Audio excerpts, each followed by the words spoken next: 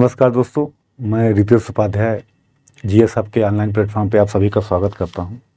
दोस्तों, जो ये हमने सीरीज चालू किया है, जो हमारा सीरीज ये चालू हुआ है, उसमें हमने अभी तक क्या पढ़ा? स्टोन एज पढ़ा, सिंधु घाटी सभ्यता पढ़ा और वैदिक काल में हमने वैदिक साहित्य को पढ़ लिया और ऋग वैदिक काल को पढ़ लिया। आज हमारा एक नया टॉपिक है, जो कल मैंने बैकग्राउंड भी दिया था पिछली क्लास में, उत्तर वैदिक काल। उत्तर वैदिक काल को 1000 से 600 बीसी के बीच के समय को लेटर वैदिक एज कहा जाता है। और इसको जानने के जो सोर्स हैं, जिसके थ्रू हम जानते हैं, तो वो कौन कौन है? यजुर्वेद,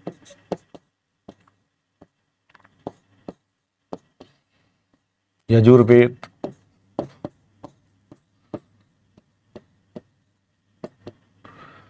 सामवेद,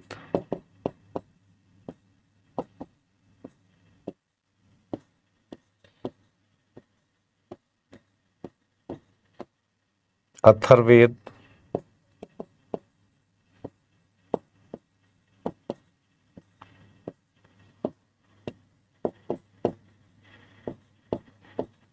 अथर्ववेद और इसके बाद ब्राह्मण लिटरेचर, जो हमने बताया था कल आपको, ब्राह्मण साहित्य,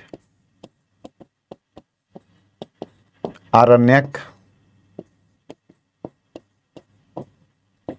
और उपनिषद। इन सभी के द्वारा हमें लेटर वैदिक एज की जानकारी मिलती है। हमने आपको बताया था पिछली क्लासों में, पिछला क्लास देखिएगा, ब्राह्मण साहित्य क्या होता है, हर वेद के अपने ब्राह्मण होते हैं, आरण्यक क्या होता है, उपनिषद क्या होता है, मैंने पिछली क्लासों में बता चुका हूँ। पहला जो वैदिक काल का पहला पार्ट पढ़िएगा तो वहाँ पे सब चीज़ें आपको मिल जाएंगी। ब्राह्मण क्या है? जो वेदों की कर्मकांडी व्याख्या करते हैं। आरण्यक ऐसे साहित्य जो जंगलों में लिखे गए। उपनिषद जो वेदों की तार्किक व्याख्या करते हैं, जिसमें ब्रह्म की अवधारणा दी जाती है, कर्मकांडों का विरोध किया जाता है, ये है। इनके द्वारा हमें 1000 से 600 बीसी की जानकारी मिलती है और हम इसी को आज पढ़ेंगे।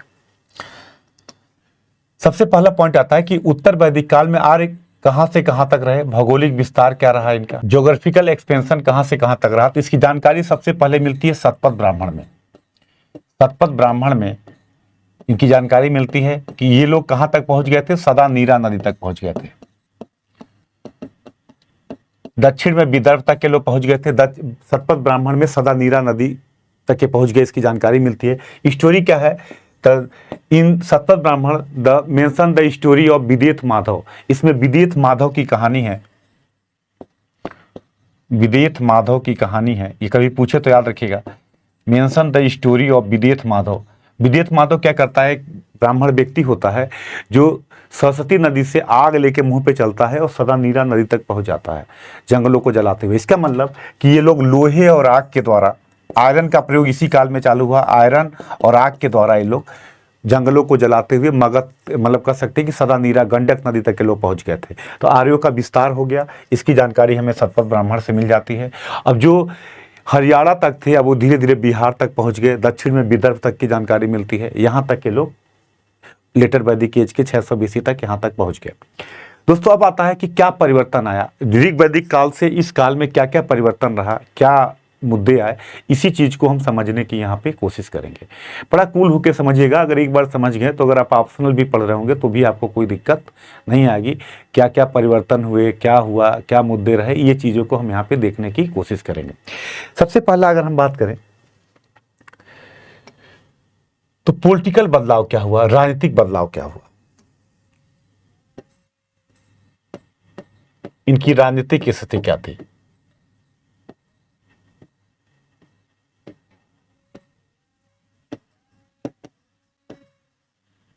पॉलिटिकल कंडीशन क्या था इनका।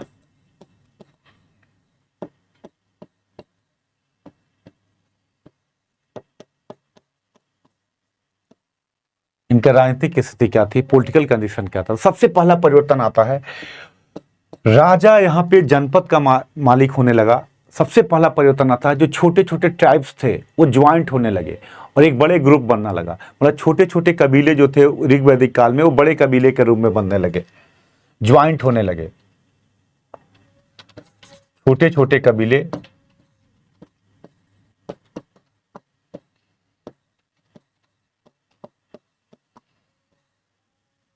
आपस में संयुक्त होने लगे।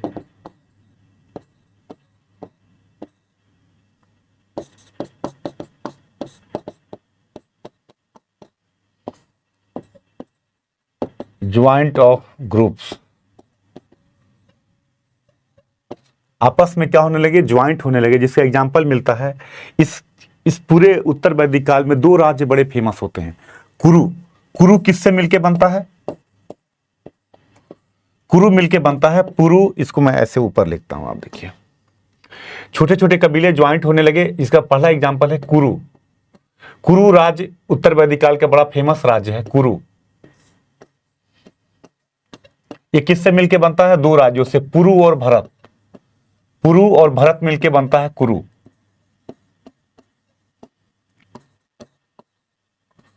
पुरु और भरत मिलके बनता है कुरु। ये बड़ा राज्य बनता है जो कुरु, कुरु राज्य उत्तर वैदिक काल का बड़ा फेमस राज्य होता है। तो पुरु और भरत मिलके बनता है कुरु। इसी तरीके से पांचाल,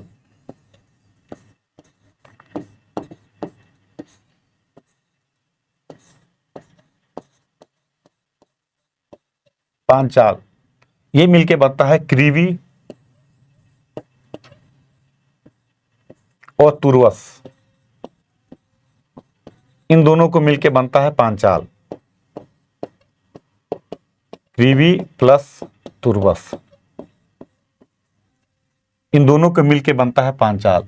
मतलब पांचाल क्रीवी और तुर्वस को मिलके बनता है कुरु, कुरु और भरत को मिलके बनता है। मतलब इस काल में कुरु और पांचाल बड़े फेमस राज्य बनते हैं। तो पहला पॉइंट क्या मिला कि अब छोटे छोटे जो कबीले थे, जो छोटे छोटे कबीले थे, वो बड़े कबीले के रूप में बनने, बड़े ग्रुप के रूप में आना चालू हो गए। और जिसका एग्जाम्पल है कुरु और पांचाल। और याद रखिएगा, उत्तर वैदिक काल में कुरु और पांचाल उत्तर वैदिक काल के प्रसिद्ध राज्य हुए, बड़े राज्य हुए। यही कुरु में दो ग्रुप था, कौरव और पांडव, जो महाभारत की लड़ाई लड़ी जाती है।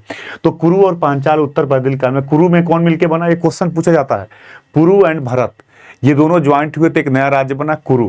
पांचाल में कौन आए, क्रीवी और तुर्वस, दो जन मिले तो क्या बना, पांचाल बना। और उत्तर वैदिक काल में कुरु और पांचाल उत्तर वैदिक काल के दो फेमस राज्य हुए। इसके अलावा अगर हम बात करें तो यहां पे राजा आप क्षेत्र का मालिक होने लगा, क्षेत्रीयता की अवधारणा आने लगी। दूसरा पॉइंट याद रखिएगा, क्षेत्रीयता की अवधारणा आने लगी, रीजनलिज्म की अवधारणा आने लगी।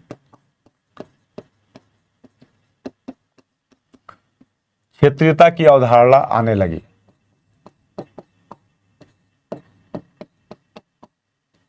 अब यहां पे क्या हुआ, क्षेत्रीयता की अवधारणा आने लगी, रीजनलिज्म की अवधारणा आने लगी। राजा अब क्षेत्र का मालिक, भूमि का मालिक होने लगा।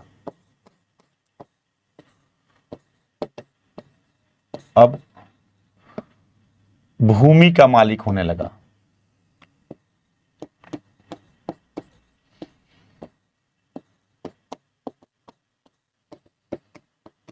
अर्थात अब जनपद की धीरे धीरे राजा पहले जन का नेता था, अब जनपद का नेता होना चालू हो जाएगा। तो सबसे बड़ा परिवर्तन ये आया। इसके अलावा अगर हम बात करें इस काल में राजनीतिक व्यवस्था में, तो राजा अब सामान्य व्यक्ति नहीं रहा, राजा अब बड़ी बड़ी उपाधियां धारण करने लगा। राजा की अगर हम बात करें तो राजा जो है अब बड़ी बड़ी उपाधियों को धारण करना चालू कर दिया, बड़े बड़े रूप। इसकी जानकारी हमें मिलती है ऐतरेय ब्राह्मण में। ऐतरेय ब्राह्मण में, ऐतरेय ब्राह्मण किसका ब्राह्मण है बताइए, ऐतरेय ब्राह्मण किसका ब्राह्मण है? हाँ, बहुत बढ़िया, ऋग्वेद का ब्राह्मण है। आपको मैंने बताया था ऐतरेय और कौशिकी किसका ब्राह्मण है, ऋग्वेद का ब्राह्मण है। और मैंने कहा था कि ऐतरेय ब्राह्मण में विभिन्न प्रकार की शासन प्रणाली की जानकारी मिलती है। राजा, राज्य की दैवीय उत्पत्ति, राजा अब सामान्य व्यक्ति नहीं रहा, राजा की एक दैवीय उत्पत्ति दिखाई जाने लगी। और यहाँ पे ऐतरेय ब्राह्मण में उस काल के विभिन्न प्रकार की शासन प्रणाली की जानकारी मिलती है, विभिन्न प्रकार की शासन प्रणाली की जानकारी मिलती है।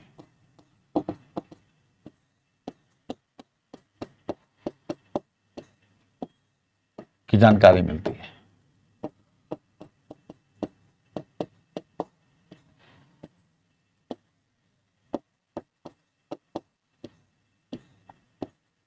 अब जो है इस काल में अगर बात करें तो विभिन्न प्रकार की शासन प्रणाली की जानकारी मिलती है। जिससे अगर हम इसको देखें तो ऐतरेय ब्राह्मण में कहा जाता है कि पूर्व में अगर हम देखें, अगर इस पॉइंट को देखें कि ईस्ट में कौन सा राज्य था, तो जो पूर्व में राज्य होते थे उनको साम्राज्य कहा जाता था। क्या कहते थे, साम्राज्य। पूर्व में जो राज्य होगा उसको एम्परर कहेंगे, साम्राज्य कहा जाएगा। और इसका राजा कौन होगा, सम्राट होगा। राजा की उपाधि क्या होगी, सम्राट की होगी। ये इतने ब्राह्मण में विभिन्न प्रकार की शासन प्रणालियों का वर्णन दिया है, याद रखिएगा। जो पूरब में होगा उसको साम्राज्य कहेंगे और उसको क्या कहा जाएगा, सम्राट होगा। जो पश्चिम में होगा उसको स्वराज कहा जाएगा। पश्चिम के क्षेत्र को, राज्य को कहते हैं स्वराज, स्वराज। जो पश्चिम में राज्य होगा उसको क्या कहा जाएगा, स्वराज। और यहाँ पे जो व्यक्ति होगा उसको कहेंगे स्वराट। राजा को क्या कहेंगे, स्वराट। सम्राट यहाँ पे कहेंगे स्वराट, पश्चिम में कहेंगे। अगर हम बात करें पश्चिम के बाद, अगर हम बात करें उत्तर में, उत्तर में क्या होगा, बैराज। देखिए, पूरब में, पश्चिम में, उत्तर में बैराज। और राजा को क्या कहेंगे, विराट कहा जाएगा। क्या होगा, विराट।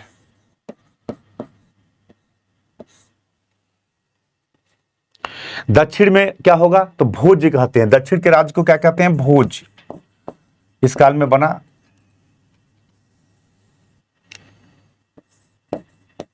दक्षिण के राज्य को क्या कहेंगे, भोज।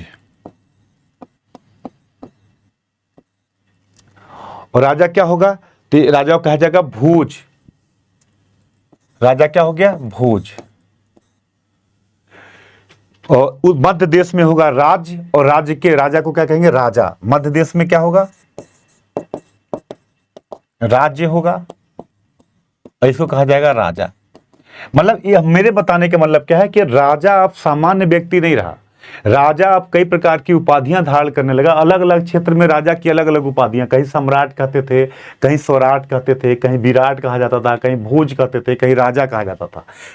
क्षेत्र को साम्राज्य, स्वराज, बैराज, भोज, राज, पूरब, पश्चिम, उत्तर, दक्षिण और मिडिल देश में ये इस प्रकार की बातें कही जाने लगी। मतलब अब राजा जो है सामान्य व्यक्ति नहीं रहा।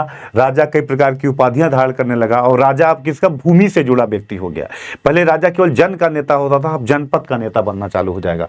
और अब राजा सामान्य से ऊपर उठना चालू हो गया इस काल में। क्लियर। तो मैंने 3 पॉइंट आपको बताया। सबसे पहला, इस काल में परिवर्तन क्या हुआ, छोटे छोटे कबीले मिलकर बड़े राज्य के रूप में बनने लगे। कुरु और पांचाल इस काल के फेमस राज्य हुए। क्षेत्रीयता की अवधारणा आने लगी, और अलग अलग क्षेत्र में राजा की दैवीय उत्पत्ति दिखाई देती है। एतरे ब्राह्मण में, ये पूरी जानकारी कहाँ मिलती है, एतरे ब्राह्मण में। एतरे ब्राह्मण में राजा की विभिन्न प्रकार की शासन प्रणालियों की जानकारी दी गई है कि पूरब में क्या कहेंगे उसको, पश्चिम में क्या कहेंगे, उत्तर में क्या कहा जाएगा, दक्षिण में क्या कहेंगे। पूरब में साम्राज्य, पश्चिम में स्वराज, उत्तर में बैराज, दक्षिण में भोज, मध्य देश में राज, सम्राट, स्वराट, विराट, भोज, राजा, इस प्रकार की उपाधियों को धारण करना चालू कर दिया। तीसरा परिवर्तन अगर हम बात करें इस काल में, तो राजा को पावर, अब राजा सामान्य व्यक्ति नहीं रहा। आपने कहा, मैंने कहा कि सर देखो राजा सामान्य व्यक्ति नहीं रहा। तो जब राजा सामान्य व्यक्ति नहीं होगा तो जाहिर सी बात है कि ये राजा को असामान्य कैसे बनाया जाएगा। तो यहीं से विभिन्न प्रकार के राज यज्ञों की शुरुआत होती है। यज्ञों की शुरुआत होगी, यहीं से क्या होगी, यज्ञ की शुरुआत होगी। विभिन्न प्रकार के यज्ञों की शुरुआत होगी, जिसमें रासु यज्ञ, अश्वमेध यज्ञ,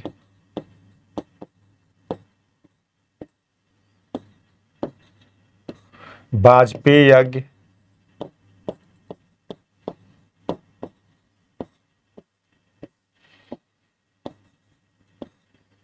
अग्निष्टोम यज्ञ,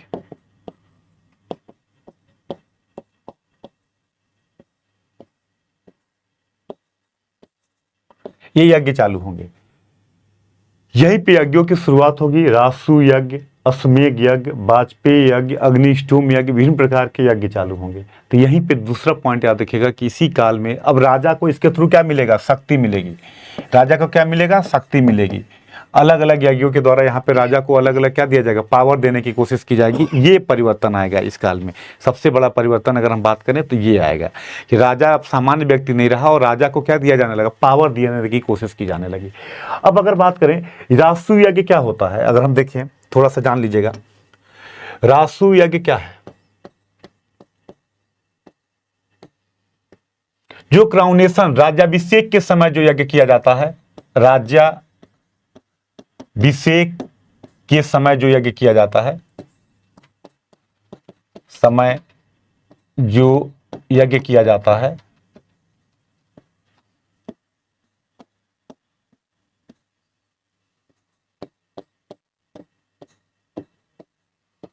जब राजा का क्राउनेशन होता है, जब राज्याभिषेक होता है, तो राज्याभिषेक के समय जो यज्ञ किया जाता है उसको क्या कहते हैं, राजसूय यज्ञ कहा जाता है। अब यहाँ पे क्या होगा, जब राजसूय यज्ञ होगा तो राजा को क्या मिलेगा, दैवी शक्ति मिल जाएगी। राजा को क्या मिलेगा, दैवी शक्ति मिल जाएगी। अब राजा क्या रहा, सामान्य व्यक्ति नहीं रहा, राजा क्या हो गया, पावरफुल व्यक्ति बन गया। अब राजा को यहाँ पे सामान्य व्यक्ति के रूप में नहीं जानेगा। और इसमें सोम रस का पान किया जाता था, सोम रस का पान किया जाता था।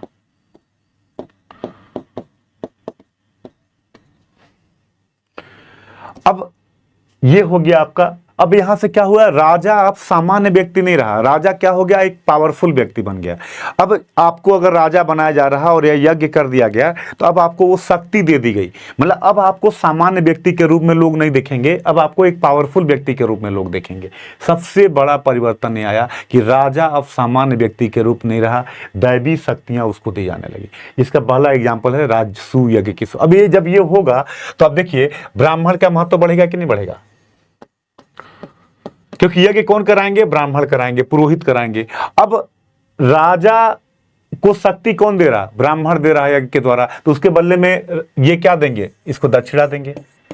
तो अभी समाज जब हम बताएंगे तो आएगा कि ब्राह्मण और क्षत्रिय उत्पादन तो नहीं कर रहे हैं, लेकिन दोनों का उत्पादन पे नियंत्रण बना हुआ है। ये सबसे बड़ा परिवर्तन ये आ जाता है। तो यहाँ पे जो सबसे बड़ा परिवर्तन आता है, राजसूय यज्ञ होता है। राजसूय यज्ञ के बाद एक क्या आता है, अश्वमेध यज्ञ। ये भी शक्ति से संबंधित है, अश्वमेध यज्ञ, जो आप रामायण में भी देखे होंगे, अश्वमेध यज्ञ। ये भी शक्ति से संबंधित है। ये पूरे एरिया में जहां जहां घोड़ा जाएगा वो एरिया किसका होगा, राजा का होगा, वो क्षेत्र होगा, तो भी पावर से संबंधित है। एक यज्ञ है वाजपेयी, जो खान पान से संबंधित है, और इसमें रथ दौड़ कराया जाता है और राजा को विजयी कराया जाता है, रथ दौड़ कराया जाता है। इसी के बाद एक होता है अग्निष्टोम, जिसमें सोमरस का पान किया जाता है और पशुओं की बलि दी जाती है। अग्निष्टोम, जिसमें सोमरस का पान किया जाता है और पशुओं की बलि दी जाती है।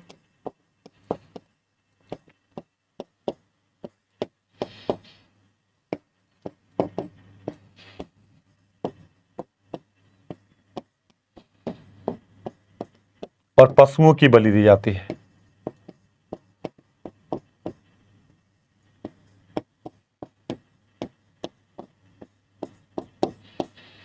सोमरस का क्या करते हैं, पान करते हैं और पशुओं की बलि दी जाती है। ये होता है अग्निष्टोम।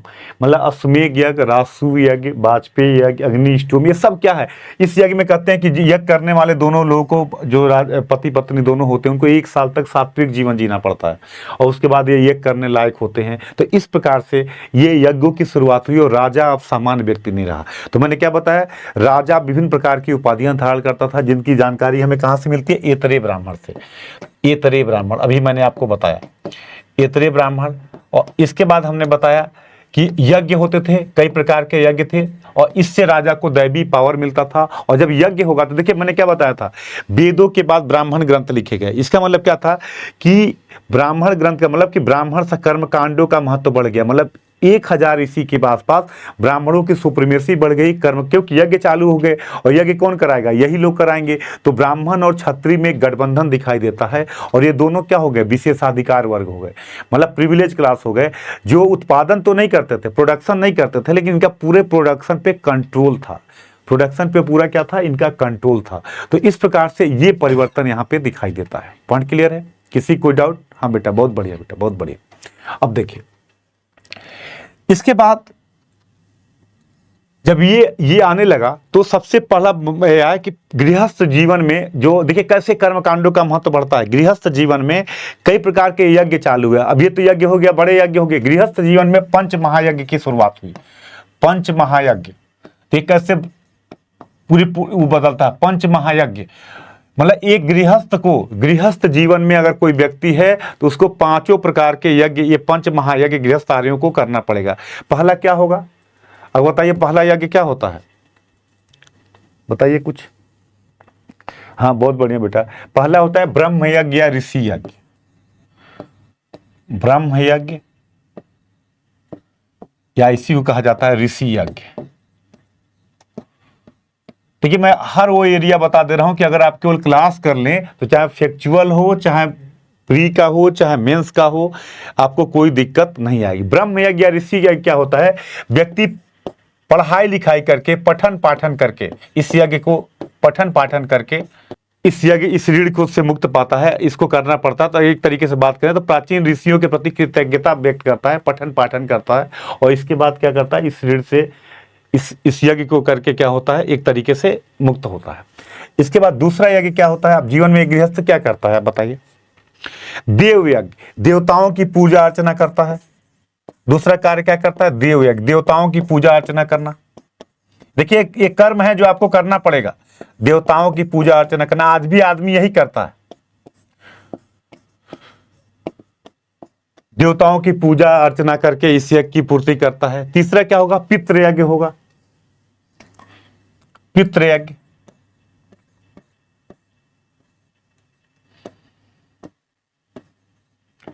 पितरों को, अपने पूर्वजों को तर्पण देके, अभी देखिए पितरपक्ष हिंदुओं में आता है, पितरों को तर्पण देकर,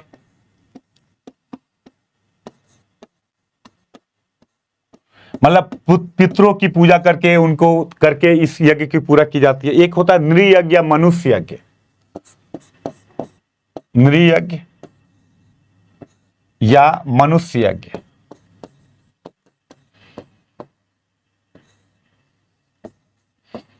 इसमें अतिथियों का सत्कार करके इसको पूरा किया जाता है। अतिथि अगर आपके घर आता है, देखिए हमारा भारतीय कल्चर कितना स्ट्रांग है कि मतलब अतिथियों को देवता के तुल्य माना गया है, कि जो आपके घर में अतिथि आ रहा है उसका, अतिथियों का सत्कार करना, अतिथियों का, गेस्ट जो आते हैं उनका सत्कार करना, ये भी एक प्रकार का यज्ञ है।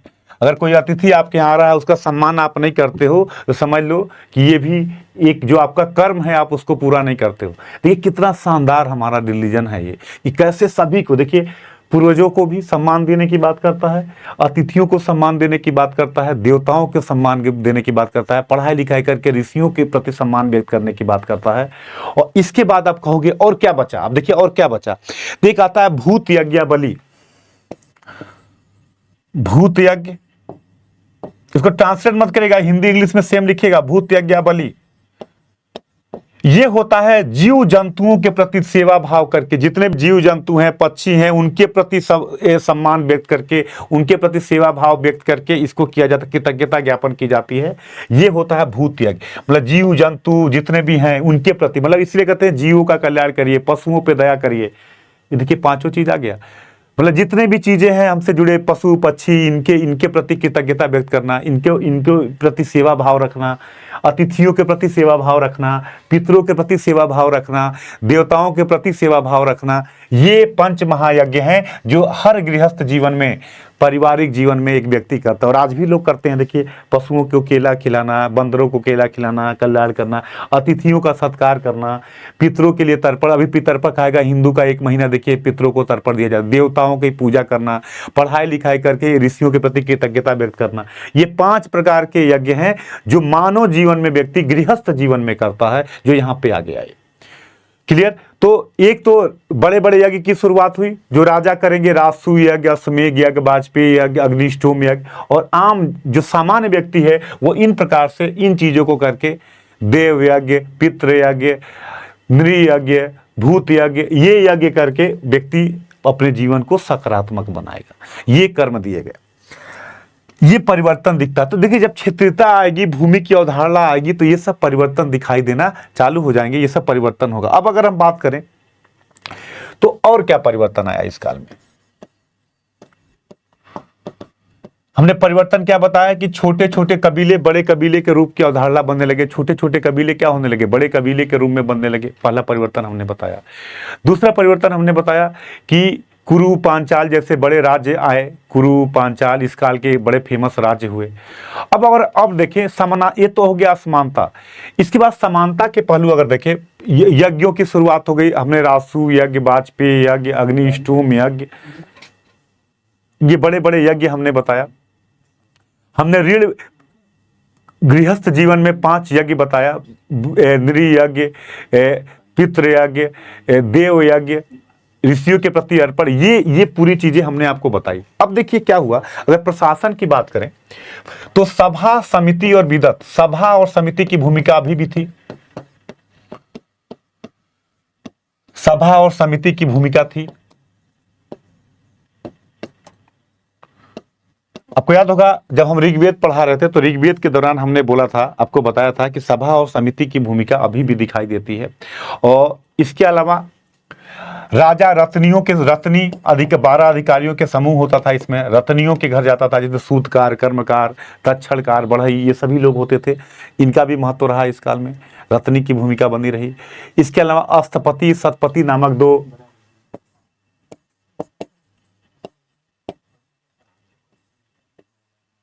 अस्थपति और सतपति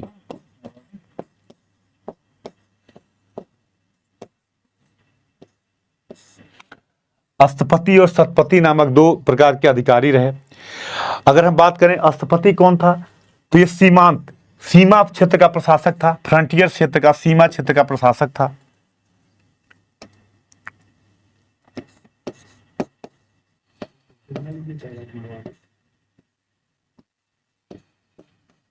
सीमा क्षेत्र का प्रशासक था।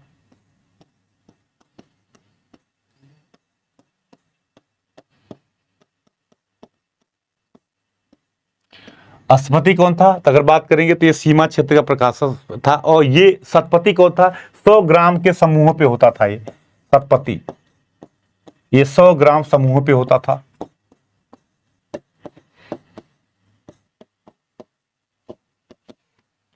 ये ऋग्वेद काल में, उत्तर वैदिक काल में प्रशासनिक व्यवस्था में ये परिवर्तन आया। अगर हम बात करें तो अगर और सब कुछ सेम था, और जो चीजें ऋग्वेद में चली आ रही थी उत्तर वैदिक काल में भी रही, अभी भी लास्ट में जाके कर व्यवस्था दिखाई देगा 600 BC के आस में, अभी भी उसी प्रकार की नौकरशाही चल रही थी। लेकिन जो परिवर्तन दिखाई देता है, ये परिवर्तन हमें दिखाई देता है ऋग वैदिक काल से लेके उत्तर वैदिक काल में। मतलब अगर हम बात करें तो क्या परिवर्तन देखेंगे, फ्रेम देखें अगर हम परिवर्तन का, तो पहला, कबीले संयुक्त होने लगे।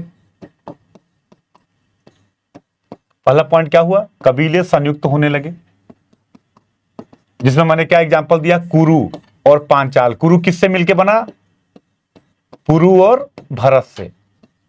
और पांचाल किससे मिलके बना, कृवि और तुर्वस से। ये दो बड़े राज्य उत्तर वैदिक काल में, कुरु पांचाल इस काल के बड़े फेमस राज्य हुए। मतलब छोटे छोटे कबीले बड़े कबीले के रूप में बनने लगे। जनपद की अवधारणा, क्षेत्र की अवधारणा आने लगी।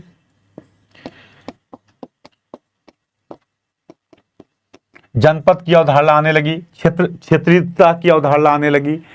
राजा सामान्य व्यक्ति नहीं रहा, दैवीय उत्पत्ति चालू हो गई और विभिन्न प्रकार के यज्ञ चालू हो गए। मैंने यज्ञ बताया, राजसूय यज्ञ, अश्वमेध यज्ञ, वाजपेयी यज्ञ, अग्निष्टोम यज्ञ क्या होता है ये भी मैंने आपको बताया, क्या किया जाता है। इस प्रकार से ये परिवर्तन आने चालू हो गए। अन्य चीजें अभी भी सभा समिति की भूमिका थी, राजा रत्नियों के पास जाता था, रत्नी सहयोगी थे, और ये सब चीजें सेम रही। यहाँ पे राजनीतिक व्यवस्था में एक बड़ा परिवर्तन दिखाई देता है ऋग वैदिक काल से। मतलब अब अगर देखें, यही चल के 600 BC के काल में 16 महाजनपद बनेंगे, 16 बड़े राज्य बनेंगे, 16 महाजनपद बनेंगे, 16 महाजनपद, ये 16 बड़े राज्य बनेंगे। और यही 16 बड़े राज्य से एक बड़ा मगध आएगा और मगध का उत्कर्ष चालू होगा, मगध का उत्कर्ष चालू होगा, और यहीं से भारत का इतिहास चालू होगा। तो 600 BC के काल में लास्ट तक आते आते पूरे क्षेत्र, जो मैंने बताया कि सतपथ ब्राह्मण में बिहार तक, सदानीरा तक पहुंच गए, विदर्भ तक दिखाई देता है नीचे, ये 16 बड़े राज्यों में बट गए। और इन्हीं 16 बड़े राज्य को 16 महाजनपद कहते हैं। और इसी 16 महाजनपद से एक महाजनपद आगे उठा, मगध। तो अगला हमारा जब पढ़ेंगे आगे तो क्वेश्चन होगा कि मगध का ही उत्कर्ष क्यों हुआ, मगध का ही विकास क्यों हुआ, मगध से ही भारत का इतिहास क्यों चालू होता है। तो कैसे बना, ऐसे नहीं बना। देखिए 1000 से लेके 600 BC तक वो प्रक्रियाएं चली, परिवर्तन धीरे धीरे दिखाई दिया, कैसे कैसे परिवर्तन हुआ, और इस परिवर्तन का परिणाम रहा मगध का उत्कर्ष। 16 महाजनपद आए और इन 16 महाजनपद से एक का प्रभाव बढ़ा, और जिसको हम कहते हैं कि मगध के उत्कर्ष की शुरुआत होती है। तो सबसे बड़ा जो परिवर्तन आया राजनीतिक व्यवस्था में, ये परिवर्तन आया, और इसके आधार पे हम इसको जानने की कोशिश करते हैं। किसी को कोई डाउट हो, कोई मुद्दा हो तो बताइए, कोई इशू हो, किसी को कोई मुद्दा हो तो बताइए। इस काल में अगर हम बात करेंगे तो कुरु पांचाल एक बड़े फेमस राज्य रहे। विदेह रहा, विदेह के ही थे जनक। कुछ राजा फैक्चुअल लिखिएगा, प्रीलिम्स में कई बार पूछ देता है। विदेह, विदेह के थे जनक, नाम सुने होंगे, ये बड़े विद्वान राजा माने जाते थे। विदेह राज्य के राजा थे जनक, और इनको बड़ा मानते थे, विद्वान के रूप में माना जाता था इनको। काशी के अजात शत्रु थे इस समय, वो अजात शत्रु मत समझिएगा, काशी के थे अजात शत्रु। एक का मिलाने के लिए पूछ देता है, प्रीलिम्स में आ जाता है। अजात शत्रु एक मगध का राजा होगा। यहां पे मैं क्वेश्चन बता रहा हूं कि एक राजा था काशी का अजात शत्रु हुआ। कैकेय के अश्वपति थे, कैकेय एक राज्य था जिसके राजा थे अश्वपति। एक क्वेश्चन आया हुआ है, याद रखिएगा। कैकेय के राजा थे अश्वपति, इस काल में फेमस रहे। अगर राजा मिलाने के लिए तो कैकेय के अश्वपति थे, विदेह के जनक थे। और इस काल में जो सबसे फेमस राज्य रहा वो था पांचाल। कुरु और पांचाल इस काल के सबसे फेमस राज्य रहे। कुरु और पांचाल इस काल के सबसे फेमस राज्य रहे। यही कुरु है जिसमें महाभारत की लड़ाई दिखाई दे जाती है। दो कौरव और पांडव वंश में ही कुरु वंश है, जिसमें आगे चल के विवाद होता है। तो ये इस काल के बड़े फेमस राज्य रहे। कुरु पांचाल कहते हैं कि बड़ा फेमस रहा उत्तर वैदिक काल में। तो कैसे आए, तो आपको बताया, कुरु कौन मिला, पुरु और भरत। पांचाल किससे मिले, क्रीवी और तुर्वस से। जन मिलके जनपद की अवधारणा आनी चालू हो गई। और ये था इस काल का पॉलिटिकल कंडीशन। किसी को कोई डाउट हो, प्री मेंस कहीं कोई इशू हो तो बताइए।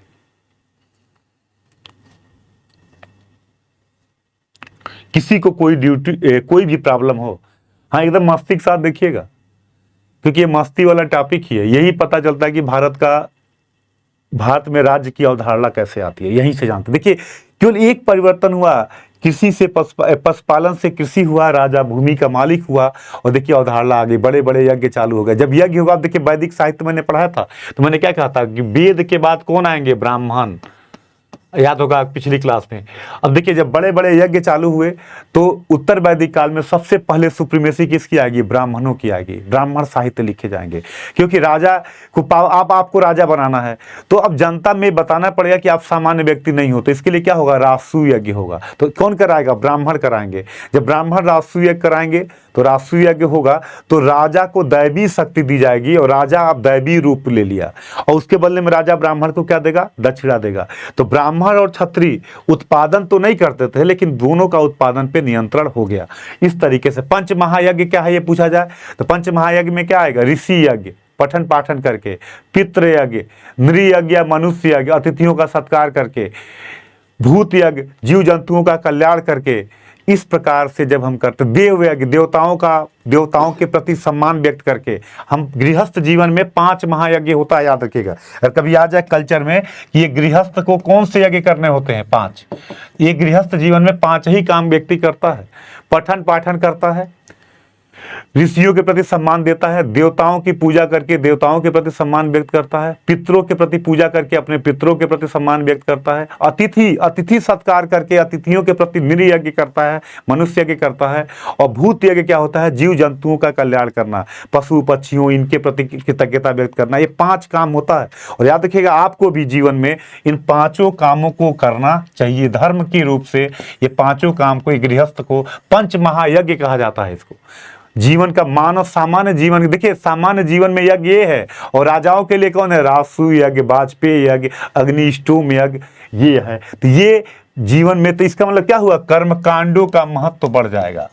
शुरुआत में क्या होगा, ब्राह्मण साहित्य में क्या होगा। अब देखिए साहित्य से देखिए कर्मकांड का महत्व इस समय खूब बढ़ेगा। और ब्राह्मण और क्षत्रिय 2 ऐसे वर्ग होंगे जो उत्पादन तो नहीं करेंगे, लेकिन इनका उत्पादन पे पूरा नियंत्रण होगा। Point clear. तो ये रहा उत्तर वैदिक काल का पॉलिटिकल कंडीशन। मतलब छोटे छोटे कबीले मिलके बड़े कबीले बनने लगे, क्षेत्रीय राज्य की अवधारणा आने लगी, राजा कई प्रकार की उपाधियां धारण करने लगा। किसमें पता चलता है, एतरे ब्राह्मण में, स्वराज, भोज, बैराज, जो मैं सौराठ, ये सब जो आते हैं एतरे ब्राह्मण में पता चलता है। राजा अब सामान्य व्यक्ति नहीं रहा, अलग अलग क्षेत्र में अलग अलग साम्राज्य बनने लगे। क्लियर। अन्य चीजें देखा जाए तो सभा समिति की भूमिका थी, विदत दिखाई नहीं देता। कुछ अधिकारी अस्थपति सतपति जैसे अधिकारी भी दिखाई देते हैं। एक सीमांत प्रदेश का प्रशासक अस्थपति होता था, 100 गांवों के समूह पे सतपति होता था, रत्नी होते थे जो राजा को सहयोग के लिए होते थे। इस प्रकार से ये परिवर्तन आया पॉलिटिकल कंडीशन। इतना अगर जानते हैं, अगर समझ गए तो चाहे ऑप्शनल हो, चाहे आप प्रीलिम्स दीजिए, चाहे मेंस दीजिए। अब अगर पूछा आईएएस में क्वेश्चन पूछा है कि वैदिक धर्म का वर्तमान में प्रभाव बताइए, तो लिखिएगा ना कि मानव जीवन का कर्तव्य बताता है वैदिक धर्म। ये पॉइंट मेंस में लिखना चाहिए।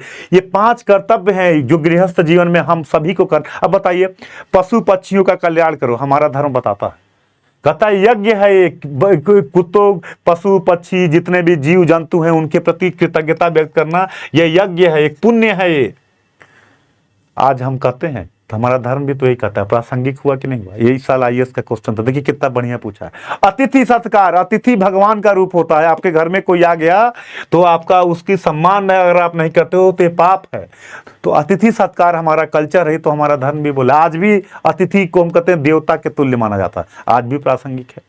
पितरों के प्रति कृतज्ञता व्यक्त करना, हिंदू में 1 महीना पितृ के लिए ही दिया जाता है। अपने पूर्वजों के प्रति सम्मान व्यक्त करना, पूर्वजों को याद करना, आज भी हो रहा है।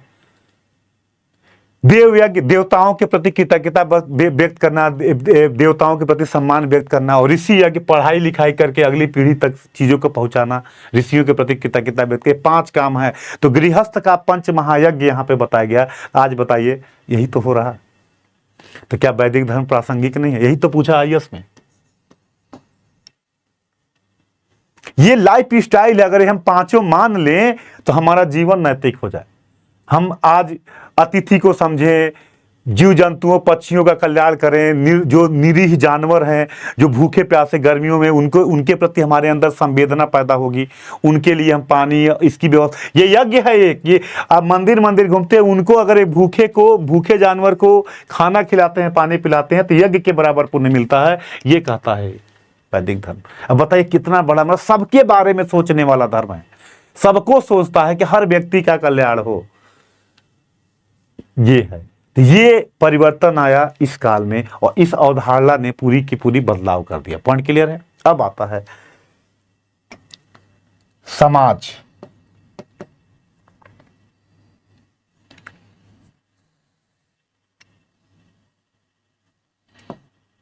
उत्तर वैदिक काल का समाज।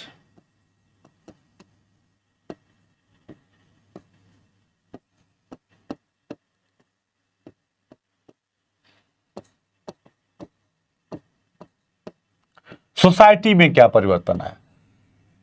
सबसे बड़ा परिवर्तन अगर हम बात करें उत्तर वैदिक काल के समाज में, तो मैंने बताया था कि ऋग्वेद के अंतिम मंडल 10वें मंडल में पुरुष सूक्त में 4 वर्णों की उत्पत्ति मिलती है, ब्राह्मण, क्षत्रिय, वैश्य एंड शूद्र। यहां पे हम देखते हैं तो समाज को 2 भागों में डिवाइड कर सकते हैं हम।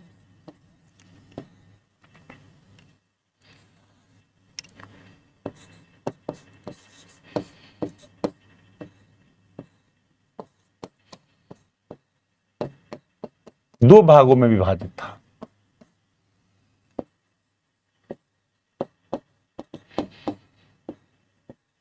एक था विशेषाधिकार वर्ग,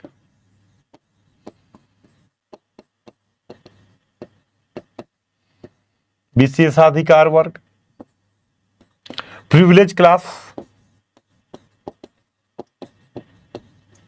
और दूसरा नॉन प्रिविलेज, गैर विशेषाधिकार वर्ग, सॉरी विशेषाधिकार विहीन वर्ग।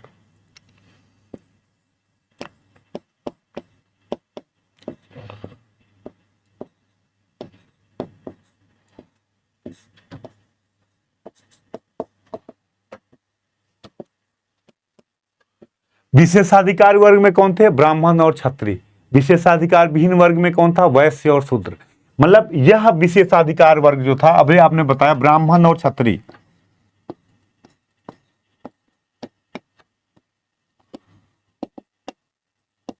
यह दोनों उत्पादन तो नहीं करते थे, इनका प्रोडक्शन कोई नहीं करते थे, लेकिन प्रोडक्शन पे इनका पूरा नियंत्रण था। अब क्या करता था? अब देखिए कैसे था। क्षत्रिय को पावर चाहिए यज्ञ के द्वारा, तो यज्ञ कौन कराएगा? ब्राह्मण कराएगा। बड़े बड़े यज्ञ की शुरुआत हुई, राजसूय यज्ञ, वाजपेयी यज्ञ। और जब क्षत्रिय को शक्ति मिलेगी तो क्षत्रिय इसके बदले में ब्राह्मण को क्या देगा? पैसा देगा। तो ब्राह्मण और क्षत्रिय दोनों विशेषाधिकार वर्ग थे, प्रिविलेज क्लास थे, और दोनों प्रोडक्शन तो नहीं करते थे, लेकिन प्रोडक्शन पे इनका पूरा नियंत्रण था। वैश्य जो था एकमात्र ऐसा बंदा था, वर्ग था,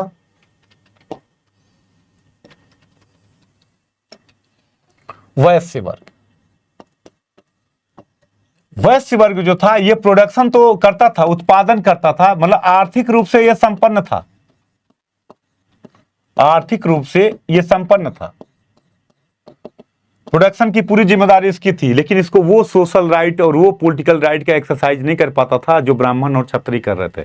तो देखिए बड़ा खराब कंडीशन होता है कि आप अमीर हैं, आप पैसे वाले हैं और आपको समाज में बराबरी का दर्जा नहीं मिल रहा। देखिए यहीं से बुद्धिज्म जैनिज्म का बैकग्राउंड दिखाई देगा। यह अमीर वर्ग है, पैसे वाला वर्ग है, इकोनॉमिकली रीच है, प्रोडक्शन करता है, लेकिन यह परेशान किससे है? ब्राह्मण और क्षत्रिय के, कि हमें भी वो बराबरी का स्टेटस क्यों नहीं मिल रहा, इक्वल ट्रीटमेंट क्यों नहीं हो रहा जो ब्राह्मण और क्षत्रिय को हो रहा।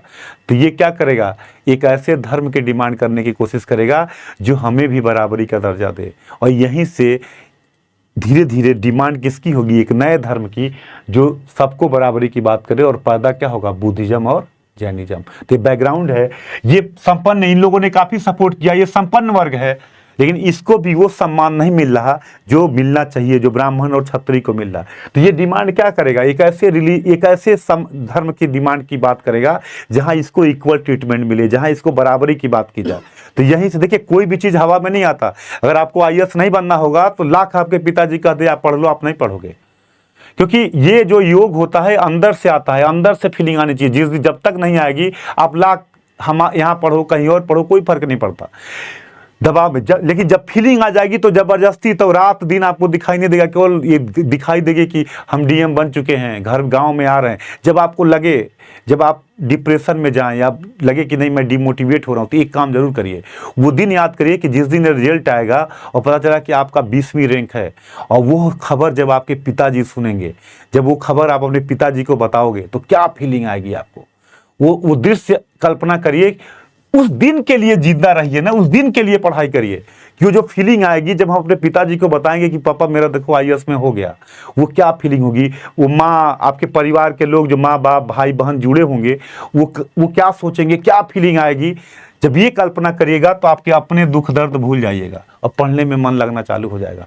वो फीलिंग सोचिए कि वो पिताजी वो क्या उम्मीद लगाए बैठे हुए हैं, और अगर हम उस उम्मीद को पूरा करते हैं, उस कुर्सी पे जब हम पहली बार पाएंगे, उस कुर्सी पे अपने पिताजी को बैठाइए, ले जाके फोटो खींचिए, वो देखिए वो क्या फीलिंग आएगी, मतलब लगेगा जीवन हमारा सार्थक हो गया। जब ये सोच आएगी आपके अंदर तो आप क्या होगा? छोटी छोटी परेशानियों से घबराइएगा नहीं। तो क्या होता है? मोटिवेशन कहीं और से नहीं मिलता, मोटिवेशन अपने अंदर से मिलता है। इंटरनल फीलिंग आती है तब व्यक्ति मोटिवेट होता है। वो दिन कल्पना करे कि काश वो दिन मेरे लाइफ में आता और मैं अपने पिताजी को बताता, पापा आप देखो मैं बन गया। जब वो फीलिंग आएगी तो अपने आप सब कुछ छोटी छोटी बाधाएं दूर हो जाएंगी और पढ़ना चालू कर दोगे आप। ये फीलिंग लाने की कोशिश करिए। तो यहां वैश्य क्या था? पैसे वाला था। वैश्य के पास सब कुछ था, लेकिन बराबरी का अधिकार ब्राह्मण क्षत्रिय जैसा उसको नहीं मिल रहा था। तो यहीं से बुद्ध, तो जब तक डिमांड नहीं होगी, मेरे कहने का मतलब यही जैनिज्म, ऋग्वेद में जैन के प्रथम तीर्थंकर की जानकारी मिलती है, लेकिन कहते हैं कि जैन धर्म का वास्तविक संस्थापक महावीर स्वामी हुए। क्यों? कि डिमांड थी 600 BC में एक नया धर्म आए जो बराबरी की बात करे, हर वर्ग मांग रहा था।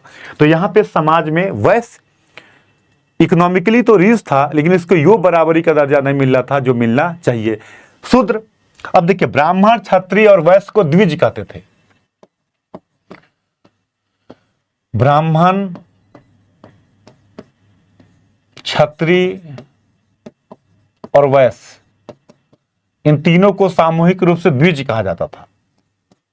ब्राह्मण क्षत्रिय वैश्य इन तीनों को क्या कहते थे? द्विज कहते थे। लेकिन शूद्र की स्थिति और खराब थी। इन तीनों का उपनयन संस्कार होता था, याद रखिएगा, उपनयन संस्कार होता था।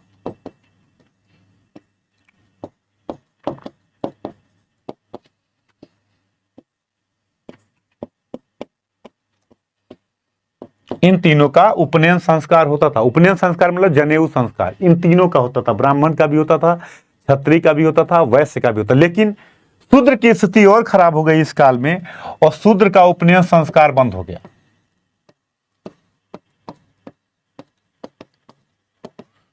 शूद्र का उपनयन संस्कार बंद हो गया।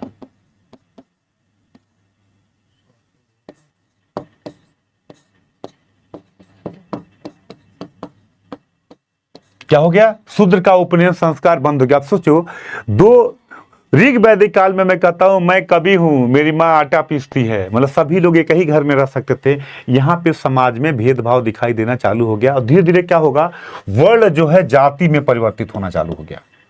वर्ण किस में बदलने लगा, जाति में। मतलब ब्राह्मण का लड़का कुछ भी करे ब्राह्मण होगा, क्षत्रिय का लड़का कुछ भी करे क्षत्रिय होगा। अब वर्ण व्यवस्था किस में आने लगी, जाति व्यवस्था में। ब्राह्मण क्षत्रिय वैश्य ये द्विज कहे गए, इनका उपनयन संस्कार होता था। शूद्र का उपनयन संस्कार यहाँ पे बंद हो गया। समाज में ये दास व्यवस्था थी जो पहले से चली आ रही थी, वही थी। अभी भी इनको प्रोडक्शन में लगाया नहीं जाता था, दासों को उत्पादन के कार्यों में नहीं लगाया जाता था। इसके अलावा अगर हम बात करें महिलाओं की स्थिति में,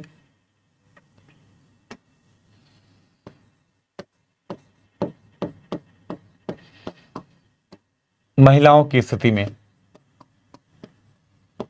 कंडीशन ऑफ वुमेन, अगर हम बात करें महिला की स्थिति में, तो महिला की स्थिति में गिरावट दिखाई देती है और इनका भी उपनयन संस्कार अब बंद हो गया।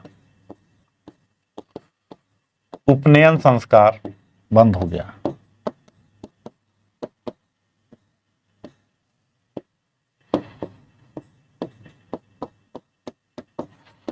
इनको कई ग्रंथों में बुराइयों के रूप में गिना गया, लेकिन अभी भी आगे से इनकी स्थिति अच्छी थी। अभी भी इनको पढ़ने लिखने का अधिकार था, बाल विवाह नहीं था, अन्य चीजें थी। लेकिन अगर हम ऋग्वेद से तुलना करते हैं तो ऋग्वेद से लेटर वैदिक एज में महिलाओं की स्थिति में गिरावट दिखाई देती है। इनको बुराइयों में गिना जाने लगा, इनका उपनयन संस्कार बंद हो गया, अन्य चीजें लगभग सेम थी और कोई परिवर्तन दिखाई नहीं देता। तो समाज में और खान पान रहन सहन जो चीजें चली आ रही थी वो सेम चली आ रही थी, इसमें किसी भी प्रकार का कोई बदलाव दिखाई नहीं देता। मतलब जो खान पान रहन सहन ऋग वैदिक एज पीरियड में था वही यहाँ पे भी दिखाई देता है। मतलब खान पान, फूडिंग, लिविंग स्टाइल में, रहन सहन में कोई परिवर्तन नहीं दिखाई देता।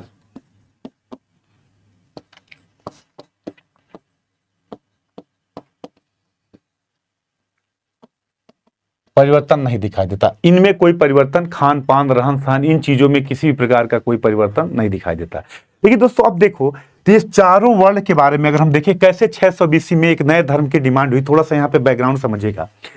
ब्राह्मण और क्षत्रिय,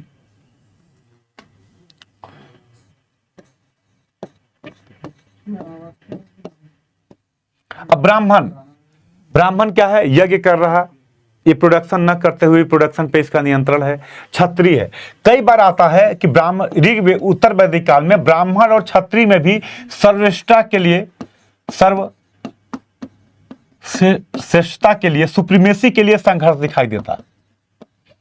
दोनों की, ब्राह्मण और क्षत्रिय के बीच में भी सुप्रीम कौन है इसके लिए संघर्ष दिखाई देता है। लेकिन बाद में ब्राह्मण उच्च स्थान, गौरवपूर्ण स्थान प्राप्त करके क्षत्रियों को राजा के रूप में स्वीकार कर लिए। सुप्रीमेसी के लिए दोनों में संघर्ष दिखाई देता है, लेकिन बाद में ये गौरवपूर्ण स्थान प्राप्त करके ब्राह्मण ने क्षत्रियों को राजा के रूप में स्वीकार कर लिया। अब आप कहोगे, क्वेश्चन आपके दिमाग में आएगा कि 600 BC में से क्षत्रियों ने क्यों ब्राह्मण, बौद्ध धर्म और जैन धर्म को सपोर्ट किया?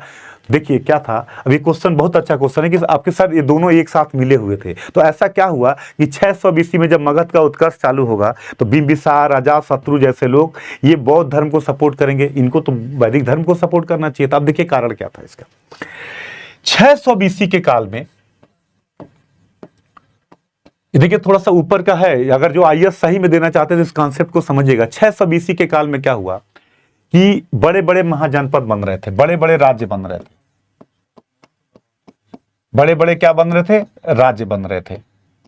अब जब बड़े बड़े राज्य बन रहे थे 600 BC के आसपास में, तो राजा को क्या चाहिए? कर चाहिए, पैसा चाहिए, टैक्स चाहिए। अभी तक जो ब्राह्मणों को दक्षिणा दिया जा रहा था, राजा चाहता था कि वो मुझे मिले। तो राजा भी क्या चाहता था कि पशुओं की बलि रोका जाए, पशुओं की बलि रोका जाए, कर्मकांड को खत्म किया जाए। अब ऐसे में एक ऐसा धर्म आए जो ब्राह्मणों को भी संतुलित करे, तो उसने भी क्या किया, इनडायरेक्ट में बौद्ध और जैन धर्म को सपोर्ट करना चालू कर दिया, जिससे कि ब्राह्मणों की सुप्रीमेसी को रोका जा सके और बड़े राज्य में जो पैसा अभी इनको मिल रहा है वो पैसा किसको मिले? हमें मिले, और ब्राह्मणों की सुप्रीमेसी को कम किया जा सके। तो 600 BC के आसपास में देखिए बिंबिसार, अजातशत्रु, इन सभी लोगों ने क्या किया? सपोर्ट किया, बौद्ध धर्म, जैन धर्म को सपोर्ट किया, जिससे कि अब चूंकि लोहा इस काल में आ चुका था, लोहे के लिए खेतों की जुताई गहरे स्तर पे तो पशु चाहिए, और बौद्ध ये धर्म क्या कर रहा था, पशुओं की बलि दिलवा रहा था। तो इनको में एक ऐसे धर्म की जरूरत थी जो इन चीजों को, इन समस्याओं को दूर कर सके। ऐसे में क्षत्रियों ने सपोर्ट किया। तब आप कहोगे वैश्य, वैश्य ने क्यों, तो वैश्य को मैंने पहले ही बताया कि वैश्य को इक्वल ट्रीटमेंट नहीं मिल रहा था, तो वैश्य भी चाह रहा था कि एक नया धर्म आए। शूद्र, इसको भी बराबरी का दर्जा नहीं मिल रहा था, तो शूद्र भी चाहता था एक नया धर्म आए। तो ऐसे में 600 बीसी में क्षत्रिय, वैश्य, शूद्र सभी एक ऐसे धर्म की डिमांड कर रहे थे जिसमें पशुओं की बलि रोका जाए, जिसमें इक्वल ट्रीटमेंट मिले, समानता का अधिकार मिले, सबको बराबर का अधिकार दिया जाए। और ऐसे में इस समस्या को दूर करने के लिए कौन आता है, जैन और बौद्ध धर्म। Point clear. तो ये कौन आता है, जैन और। तो आप मेरे कहने के, मेरे बताने का मतलब यह है कि कोई भी धर्म अचानक नहीं आता कि अब अचानक पढ़ोगे अचानक हो जाएगा। इसके पीछे का एक वो होता है, प्रभाव होता है, जिसके कारण ये दिखाई दिया। तो ये रहा समाज में परिवर्तन। मतलब ऋग वैदिक समाज, वर्ण व्यवस्था धीरे धीरे जाति में बदलाव हो चुका था। अभी अनटचबिलिटी, अस्पृश्यता दिखाई नहीं देती। समाज में ब्राह्मण क्षत्रिय विशेषाधिकार वर्ग दिखाई देते हैं, वैश्य और शूद्र विशेषाधिकार विहीन वर्ग दिखाई देते हैं। अभी भी द्विज में ब्राह्मण क्षत्रिय वैश्य तीनों आते हैं, और इनका उपनयन संस्कार होता था, जबकि महिलाओं का उपनयन संस्कार बंद हो गया। इस काल में शूद्र का उपनयन संस्कार बंद हो गया। ठीक है, ये इस काल में एक प्रकार का परिवर्तन होता हुआ दिखाई देता है, जो हमें यहां पे दिखता है। क्लियर। अब आता है इकोनॉमी। समझ में आ रहा है बेटा आप लोग को, अर्थव्यवस्था।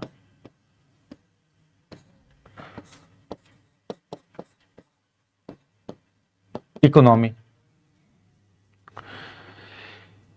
अगर हम बात करें तो इस काल में मुख्य इकोनॉमी क्या हो गया, कृषि।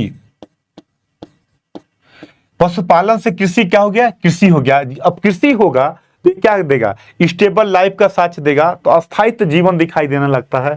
कृषि होगा तो अस्थायित्व दिखाई देगा।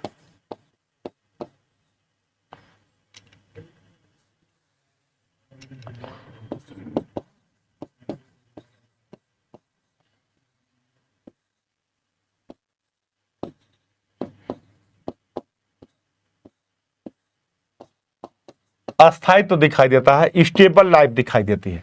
कृषि, इस काल में कृषि ने क्या किया, अस्थायित्व को बढ़ावा दिया, स्टेबल लाइफ दिखाई देता है। कहते हैं कि कृषि ने काफी चीजें बदलाव कर दिया, काफी चीजें बदल दिया, और कृषि से एक अस्थायित्व दिखाई देना चालू हो जाता है। अब अगर हम देखें यहां पे, तो कृषि के साक्ष्य कैसे मिलेंगे, तो सबसे पहली बात करें कि कृषि की चारों प्रक्रियाओं का उल्लेख हमें शतपथ ब्राह्मण में दिखाई देता है। मतलब शतपथ ब्राह्मण किसका ब्राह्मण है, बताइए। अरे बेटा कितनी बार आपको बताया यार, यजुर्वेद का ब्राह्मण है शतपथ ब्राह्मण और तैतरीय ब्राह्मण। कैसे काम चलेगा, घर पे पढ़िए। माने ये आपके खून में होना चाहिए कि शतपथ ब्राह्मण किसका ब्राह्मण है, यजुर्वेद का ब्राह्मण है। और शतपथ ब्राह्मण में कृषि की चारों प्रक्रियाएं, जो प्रोसेस है, क्या है, क्या होता है कृषि की, कृषि में क्या होता है, जुताई होगा, बुआई होगा, कटाई होगा, मड़ाई होगा, यही तो चार प्रक्रियाएं हैं। तो शतपथ ब्राह्मण में कृषि की चारों प्रक्रियाओं की जानकारी मिलती है।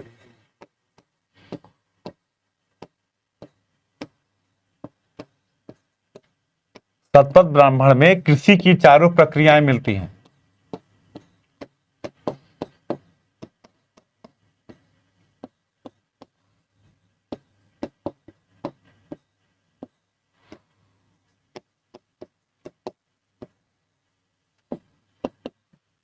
कृषि की चारों प्रक्रियाओं की जानकारी शतपथ ब्राह्मण में मिलती है। इसका मतलब क्या था कि जुताई भी होती थी, बुआई भी होती थी, कटाई भी होती थी, मड़ाई भी होती थी। इन चारों प्रक्रियाओं की जानकारी शतपथ ब्राह्मण में मिलती है। मतलब कृषि क्या था, धीरे धीरे अच्छा होने लगा। जब कृषि अच्छा होगा तो परिवर्तन दिखाई देगा। काठक संहिता में 24 बैलों द्वारा हल खींचने की जानकारी मिलती है। काठक संहिता में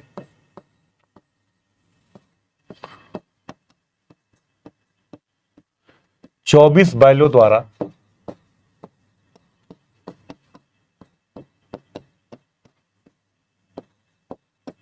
हल खींचने की जानकारी मिलती है। मतलब अगर जुताई होगा, हल खींचा जाएगा, तो जाहिर सी बात है मतलब खेती क्या होगी, गहरे स्तर पे होगी। यजुर्वेद में विभिन्न प्रकार के अनाज की जानकारी मिलती है। यजुर्वेद में विभिन्न प्रकार के अनाज की जानकारी मिलती है।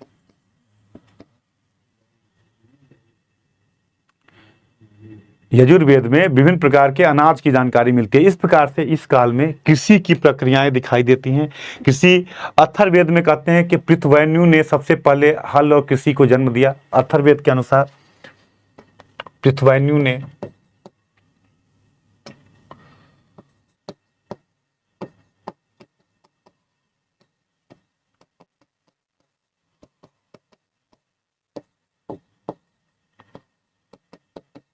हल और कृषि को सबसे पहली बार इन्होंने जन्म दिया। अथर्ववेद के अनुसार कहा जाता है पृथ्वी ने हल और कृषि को सबसे ज्यादा जन्म दिया। हाँ, कोई दिक्कत हो बताइए, कोई भी इशू हो, किसी प्रकार का कोई प्रॉब्लम हो तो बताइए। तो सबसे पहले हमने देखो इकोनॉमी में मैंने क्या क्या बता दिया। कृषि देखो, केवल कृषि ने सब कुछ बदल दिया।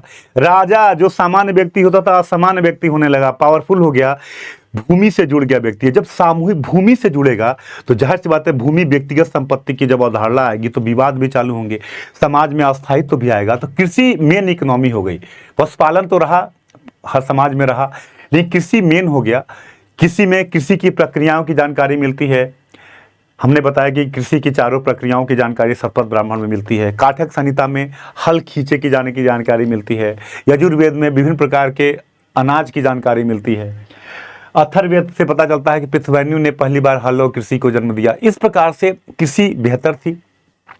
मतलब हम बात करें तो सबसे बड़ा परिवर्तन आया, इसी ने सब कुछ बदल दिया।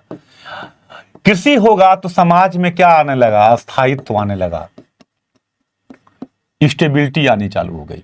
समाज में क्या होने लगा, अस्थायित्व आना चालू हो गया। ये सबसे बड़ा परिवर्तन आया। और इसने अब राजा क्या हो गया, जन का नेता नहीं जनपद का नेता हो गया। राजा भूमि का मालिक हो गया। तो राजा क्या चाहेगा, भूमि को बढ़ाना चाहेगा। अश्वमेध यज्ञ क्या है, जहां जहां यज्ञ होगा, जहां जहां घोड़ा जाएगा वो एरिया हमारा होगा। तो जब भूमि बढ़ाएगा यही 600 BC में जाके 16 महाजनपद की उत्पत्ति होती है। क्लियर। तो समाज में इकोनॉमी में कृषि मुख्य हो गया। पशुपालन का जो महत्व था पशुपालन रहा। अभी भी पशुओं की गणना संपत्ति में होती थी।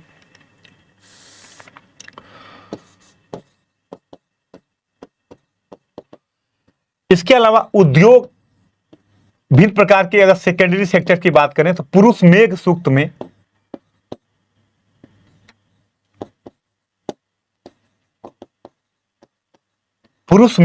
में विभिन्न प्रकार के यज्ञों की जानकारी मिलती है। विभिन्न प्रकार के हम कह सकते हैं कि उद्योगों की जानकारी मिलती है। पुरुष मेघ सूक्त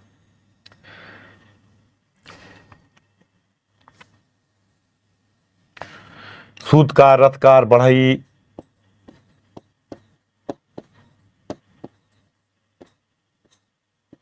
यहां पे विभिन्न प्रकार के उद्योग की जानकारी इसमें मिलती है। पुरुष मेघ सूक्त में अगर हम बात करें तो विभिन्न प्रकार के उद्योगों के बारे में जानकारी दी जाती है। अभी भी वस्तु विनिमय था, चीजें चल रही थी धीरे धीरे। माप की इकाइयां, रत्तिका, तुला, गुंजा माप की इकाइयां आ गई, लेकिन ये था उद्योग की शुरुआत हो चुकी थी। उसके बाद अगर हम बात करें तो देखें तो निष्क, शतमान, ये सब माप की इकाइयां थी, बाद में सिक्कों के रूप में हुए। ये सब परिवर्तन रहा और बहुत ज्यादा परिवर्तन यहाँ पे दिखाई नहीं देता। जो ऋग वैदिक काल रहा वही उत्तर वैदिक काल 600 BC के आसपास परिवर्तन देगा। परिवर्तन क्या होगा, तो सबसे बड़ा परिवर्तन आने चला लोहे के प्रयोग ने। यही वो पीरियड है जिसमें लोहे का प्रयोग चालू हुआ। और लोहे के प्रयोग से क्या होगा, कृषि में सरप्लस उत्पादन होगा। कृषि में क्या होगा, अधिक उत्पादन होगा। ये पॉइंट याद रखिएगा। कृषि में क्या होगा, अधिक उत्पादन होगा। और जब कृषि में अधिक उत्पादन होगा तो यही क्या करेगा, धीरे धीरे नए नगरीकरण को जन्म देगा, अर्बनाइजेशन को जन्म देगा, नगरीकरण को जन्म देगा। यही क्या देगा, नगरीकरण को जन्म देगा। और भारत का सेकेंड नगरीकरण 600 BC के बाद चालू होगा। तो क्वेश्चन यहां से क्वेश्चन पूछता है मेंस में कि द्वितीय नगरीकरण, सेकेंड अर्बनाइजेशन के कारण क्या थे। सेकेंड अर्बनाइजेशन जो भारत में चालू हुआ उसके पीछे का रीजन क्या था, क्या क्या गतिविधियां थी, ये क्वेश्चन मैं अभी बताऊंगा आपको लास्ट में कि सेकेंड नगरीकरण के कारण क्या थे, पूछा जाएगा। मेंस का भी क्वेश्चन है। पहला नगरीकरण क्या था, इंडस वैली में। सेकेंड अर्बनाइजेशन यहाँ चालू होगा 600 BC के बाद और चल के भारत में शहरों का उत्पत्ति चालू होगी। ये शहर कैसे बने, क्या क्या रीजन रहा, इसको हम समझेंगे। इस क्लास के लास्ट में हम बताएंगे इस क्वेश्चन को। यहाँ से एक क्वेश्चन बनेगा, वैदिक धर्म की प्रासंगिकता हमने बता दिया। तो ये परिवर्तन क्या आया, इकोनॉमी में परिवर्तन आया। अब अगर हम बात करें धर्म में क्या परिवर्तन आया, रिलीजन में क्या परिवर्तन आया इस काल में, इसको समझिएगा, काफी बड़ा बदलाव आता है। अगर हम बात करें ऋग्वेद का मुख्य देवता कौन था, कल याद होगा, बताइए। इंद्र, अग्नि, वरुण, अगर आपको याद होगा तो मैंने बताया था। अब यहां पे इनके महत्व की जगह कौन हो गया, प्रजापति हो गया। यहां पे महत्व किसका हो गया, प्रजापति का हो गया। सबसे बड़ा परिवर्तन आया, ब्रह्मा जिसको कहते हैं, प्रजापति का महत्व बढ़ गया। यहां पे रुद्र और शिव की भूमिका बढ़ गई। रुद्र को ही आगे चल के शिव कहा गया। रुद्र और विष्णु, इनकी अवधारणा बढ़ गई। यहां पे रुद्र और विष्णु की अवधारणा बढ़ गई, जो आगे चल के शिव और विष्णु कहलाए। प्रजापति की भूमिका बढ़ गई। शुरुआत में यहां पे बड़े बड़े यज्ञ चालू हुए, जो मैंने आपको बताया। अगर आप देखेंगे बड़े बड़े यज्ञों की शुरुआत हो गई।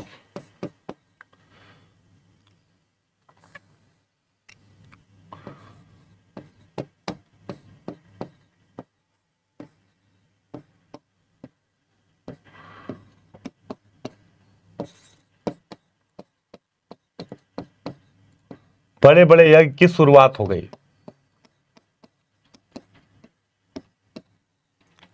यहां पे क्या हुआ, बड़े बड़े यज्ञ की शुरुआत होनी चालू हो गई। और जब यार बड़े बड़े यज्ञ होंगे तो कर्मकांडों का तो मतलब इसका मतलब क्या था कि कर्मकांड बढ़ गए, रिचुअल्स बढ़ गए।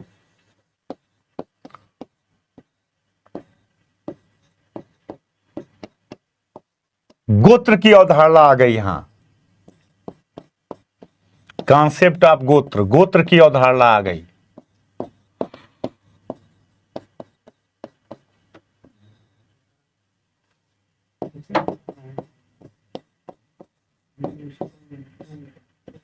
यहां पे क्या हुआ, गोत्र की अवधारणा आ गई। गोत्र, आज भी देखिए शादी विवाह में एक ही गोत्र में विवाह नहीं होता। जब लड़के लड़की वाले जाते हैं तो पूछते हैं भैया गोत्र क्या है, अगर गोत्र एक होता तो शादी नहीं होगा, भाई बहन माने जाएंगे। तो गोत्र की अवधारणा यहां पे आनी चालू हो गई कि किस गोत्र के हैं। इसके अलावा यहां पे हर वर्ग के अपने स्पेसिफिक देवता होने लगे।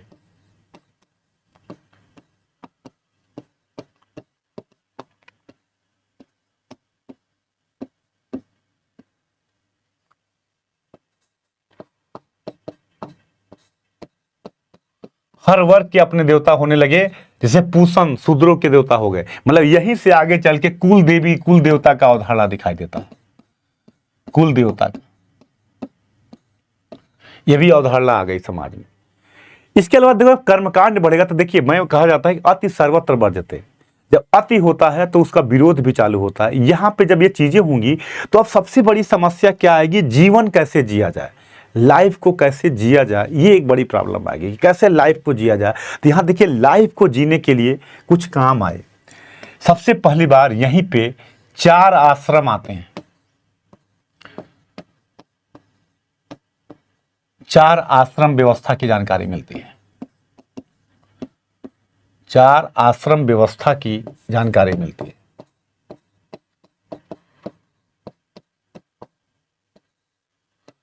और सबसे पहली बार इसकी जानकारी कहां मिलती है, जावलो उपनिषद में। याद रखिए कहां मिलती है, जावलो उपनिषद में।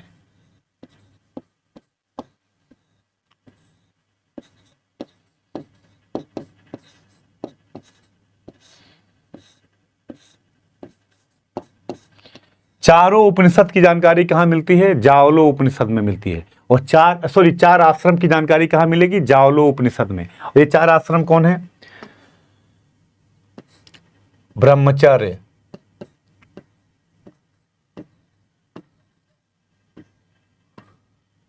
गृहस्थ, इसको ट्रांसलेट मत करिएगा, यही लिखिएगा, वानप्रस्थ,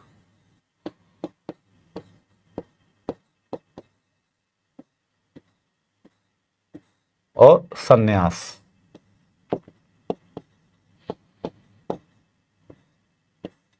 ये कहा गया कि एक मानव का जो जीवन होगा 100 साल बताया गया। और कहा गया 25 वर्ष तक आप ब्रह्मचर्य का पालन करिए। ब्रह्मचर्य का मतलब यहाँ है पढ़ाई लिखाई करिए, नैतिक नियमों का पालन करिए, अपने अपने लक्ष्य को प्राप्त करिए। 25 से 50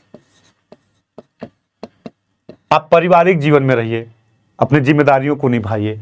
50 से 75 धीरे धीरे मोह माया को छोड़ना चालू करिए, और 75 के बाद संन्यास लेके मोक्ष की प्राप्ति के लिए काम करिए, जब तक जिंदा रहिए।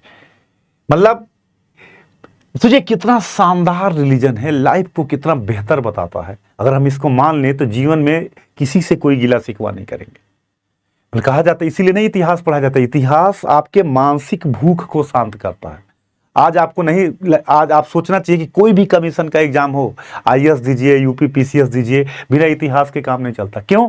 क्योंकि यह आपको जीवन जीना सिखाता है, कैसे लाइफ को। केवल ये हम इतिहास नहीं पढ़ते हैं कि अलाउद्दीन खिलजी और अशोक पढ़ रहे हैं, ये लाइफ को सोचना, लाइफ में कैसे काम कर। सोचिए कितना बढ़िया ये जीवन है। ये कहता है कि एक मानव का जीवन जो 100 साल से ज़्यादा कौन जीता, कितना भी क्रीम पाउडर लगा लीजिए, दवाई पी लीजिए, 100 साल के बाद अगर 1-2 साल जी भी गए तो कोई मतलब नहीं है। अब तो आदमी 70 जी ले वही बहुत है। ये तो आदर्श जीवन बताया गया। 100, 70, 60 के बाद ही घुटना काम करना बंद, शरीर चल नहीं पा रहा आदमी। चाहे देखिए कितना बड़ा दुर्भाग्य है, 5 मंजिला मकान बनवाए और घुटना एक से दूसरे मंजिले पे नहीं जा पाता। ये सोचिए कितना बड़ी विडंबना है। मतलब प्रकृति दिखा रही है किसके लिए बनवा रहे हो। ये जो 5 मंजिला 6 मंजिला बनवा रहे हो, तुम एक मंजिल से दूसरे मंजिल तो तुम खुद नहीं जा पा रहे हो, और इस मकान को बनवाने के लिए तुमने कितने लोगों की हाय ले ली, कितने लोगों की वो ले ली, और उस मकान का कोई मतलब नहीं आपके लिए। आप चलिए के ऊपर तक देख नहीं पा रहे हो ऊपर क्या हो रहा। ये प्रकृति आपको सिखाती है। कहते हैं कि प्रकृति से बड़ा गुरु कोई नहीं होता।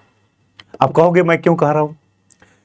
आप देखो एक पेड़ को देखो, ये वो पेड़ जो होता है, कहते हैं कि व्यक्ति को पेशेंस, देखिए प्रकृति आपको हर चीज सिखाती है। गर्मी के दिनों में पेड़ बेचारा सूखा हुआ दिखाई देता है, तो क्या पेड़ अपने आप को संघर्ष करता है उस समय, उस ताप से अपने को बचाने के लिए संघर्ष करता है कि अच्छा दिन आएगा, आज नहीं कल दिन आएगा। और वही जब बरसात होता है तो पत्तियां हरी होनी चालू हो जाती है और जीवन उसका बदलाव चालू होता है। फिर देखिए वही पौधा जो मरने के कगार पे होता है दूसरे को फल देता है। इसका मतलब कि प्रकृति में परिवर्तन जीवन का शाश्वत नियम है। आप आज लड़कपन है तो कल जवान होंगे, बूढ़ा होंगे, ये प्रकृति का नियम है। प्रकृति में स्थिरता नहीं होती, हमेशा परिवर्तमान, समय बदलता रहता है।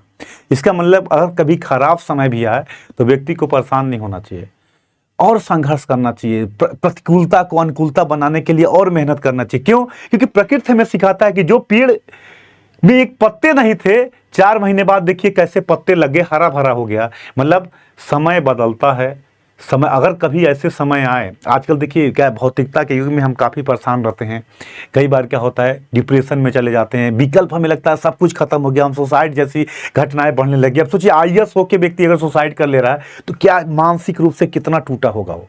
ये कल्पना करिए कितना अंदर, कोई 8-9 का रिजल्ट आ रहा, सीबीएसई का 10 का रिजल्ट आ रहा, लड़का छोटा सा बच्चा जो भी जीवन देखा नहीं, और इतना सोचिए उसके दिल में, उसके दिमाग में कितना प्रेशर होगा, कितना ज़्यादा वो परेशान होगा।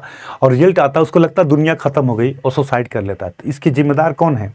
इसके जिम्मेदार में हमारी परिवेश है, जब हम उस व्यक्ति को समझने की कोशिश नहीं करते। इसीलिए कहा जाता है प्रकृति को देखिए। अगर कभी ऐसा हर आदमी के जीवन में कभी न कभी ऐसी कंडीशन आते हैं जब उसको अच्छा बुरा, क्या अच्छा है क्या बुरा है, क्या सही है क्या गलत है, समझ में नहीं आता। तब व्यक्ति को उस पौधे को देखना चाहिए, उस पेड़ को देखना चाहिए जो जर्जर हो गया है लेकिन संघर्ष कर रहा है, 40 डिग्री 45 डिग्री टेम्परेचर में धूप में अपने को बचाने की कोशिश कर रहा है, और अंततः अगस्त का महीना आते आते वो बचा हुआ दिखाई देता है, हरा भरा दिखाई देता है। इसका मतलब ये हुआ दोस्तों कि ये जो जीवन बताया जा रहा है, ये सोचिए मैं इसको क्यों बताया, क्योंकि इससे बड़ा आपको आपके मानसिक भूख को शांत करने वाला कोई होगा ही नहीं। अब देखिए आप, ये कहते हैं कि ये जो 4 आश्रम है जीवन का, इसमें व्यक्ति केवल 4 ही काम करता है पूरे जीवन में। कोई भी हो, आप हो, हम हैं, कोई भी हो, मानव जीवन में 4 ही काम करता है। वो क्या करता है? धर्म, धर्म, अर्थ, इसको ट्रांसलेट मत करिएगा, काम और मोक्ष। धर्म का मतलब धार्मिक क्रियाकलाप करना, अर्थ का मतलब पैसा कमाना, जीवन यापन के लिए काम करना, काम परिवार को बढ़ाना, और मोक्ष भगवान में मिल जाना। जीवन का यही अर्थ होता है, धर्म अर्थ काम मोक्ष। अब आप देखो, पहला आश्रम हमने क्या बताया, ब्रह्मचर्य आश्रम बताया। ब्रह्मचर्य आश्रम जो 0 से 25 वर्ष तक की एज का होता है। ब्रह्मचर्य में क्या है, आप शिक्षा लो, मतलब जो धर्म अर्थ काम मोक्ष है, धर्म अर्थ काम और मोक्ष। तो धर्म तो हर जगह रहेगा, हर काल में रहेगा। यहाँ अपने जीवन के नैतिक जीवन के लिए अपने को लक्ष्य को करते हुए, नैतिकता को अपनाते हुए कि हम पढ़ाई लिखाई करिए जिससे आगे अर्थ का जीविकोपार्जन को बेहतर कर सकें। 25 से 50 में क्या होता है, व्यक्ति धर्म तो हमेशा रहेगा, यहाँ अर्थ और काम का महत्व बढ़ जाता है। व्यक्ति पैसा कमाए, अपने जीविकोपार्जन करे। अब देखिए यहाँ पे, और काम मतलब परिवार को बढ़ाए, क्योंकि पारिवारिक जीवन को जिए। अब देखिए यहाँ पे समझिएगा, व्यक्ति क्या करता है, कहते हैं हिंदू धर्म में सुसाइड क्या है, पाप है। क्यों कहा जाता है, अगर आप अपनी जिम्मेदारी नहीं निभाते, मतलब जिम्मेदारी मतलब देखिए, एक व्यक्ति की 2 जिम्मेदारियां होती हैं, नॉर्मल वे में बता रहा हूं, ऐसे तो बहुत होती हैं। एक होता है अपने पिता के प्रति जिम्मेदारी, माँ बाप पिता के प्रति जिम्मेदारी, एक जो आने वाली पीढ़ी है बच्चे के प्रति जिम्मेदारी। यही वो एज है जिसमें आपके पिता बूढ़े होते रहते हैं, उनका भी आपको ख्याल रखना है, और आपका बच्चा जवान होता रहता है, उसको भी पढ़ाना लिखाना है। यह दोनों जिम्मेदारी निभाना आपका कर्तव्य है। आप जिस लायक हैं आप भाग नहीं सकते। अगर आप भाग रहे, इसका मतलब दुनिया का सबसे बड़ा पाप है। ये कहता है यहां आप अपनी जिम्मेदारी निभाइए, जिस लेवल पे हैं आप अपनी जिम्मेदारी निभाइए। तो जो 25 से 50 का वर्ष होता है, इसमें आप पैसा कमाइए, जी को उपार्जन करिए, लेकिन पैसा कैसा, धर्म के अनुसार कमाइए। धर्म हमेशा बना रहेगा आपको गाइड, मतलब नैतिकता के अनुसार सही तरीके से पैसा कमाइए और अपने परिवार के भरण पोषण में लगाइए, अपनी जिम्मेदारियों को निभाइए। अगर आप अपनी जिम्मेदारी नहीं निभाते हैं तो दुनिया का सबसे बड़ा पाप माना जाएगा, क्योंकि आपको अपनी अगली पीढ़ी को आगे बढ़ाने के लिए काम करना है, और जो पिछली पीढ़ी है उसको बनाए रखने के लिए, उसकी समस्याओं को दूर करने के लिए। इसीलिए कहते हैं कि माँ बाप क्या हैं, वर्तमान के भगवान हैं। अगर आप उनके प्रति श्रद्धा, उनके प्रति काम नहीं करते हो, इसका मतलब आप अपने कर्तव्य को सही तरीके से नहीं निभा रहे। 50 के बाद ये माना जाता है कि अब धीरे धीरे आप मोह माया को छोड़िए, जिम्मेदारियों को अपने आप किसको दीजिए, अपने लड़के को देना चालू करिए। अब जो चीजें हैं धीरे धीरे ट्रांसफर करिए, और यहाँ पे धीरे धीरे धर्म और मोक्ष की तरफ जाइए। अर्थ को धीरे धीरे छोड़ना चालू करिए, और कहाँ जाइए, धर्म और मोक्ष की तरफ। अब 75 के बाद अब पूरा का पूरा आप किस पे चले जाइए, मोक्ष प्राप्ति के लिए भगवान से संन्यास का जीवन। अब आपका न कोई पुत्र है, न कोई आपका वो है, अब आप सीधे कहाँ मिलिए, भगवान को प्राप्त करने की कोशिश करिए। अब बताइए, इससे बढ़िया धर्म कोई होगा जो मानव जीवन को जीना सिखाता है कि कैसे जिया जाए।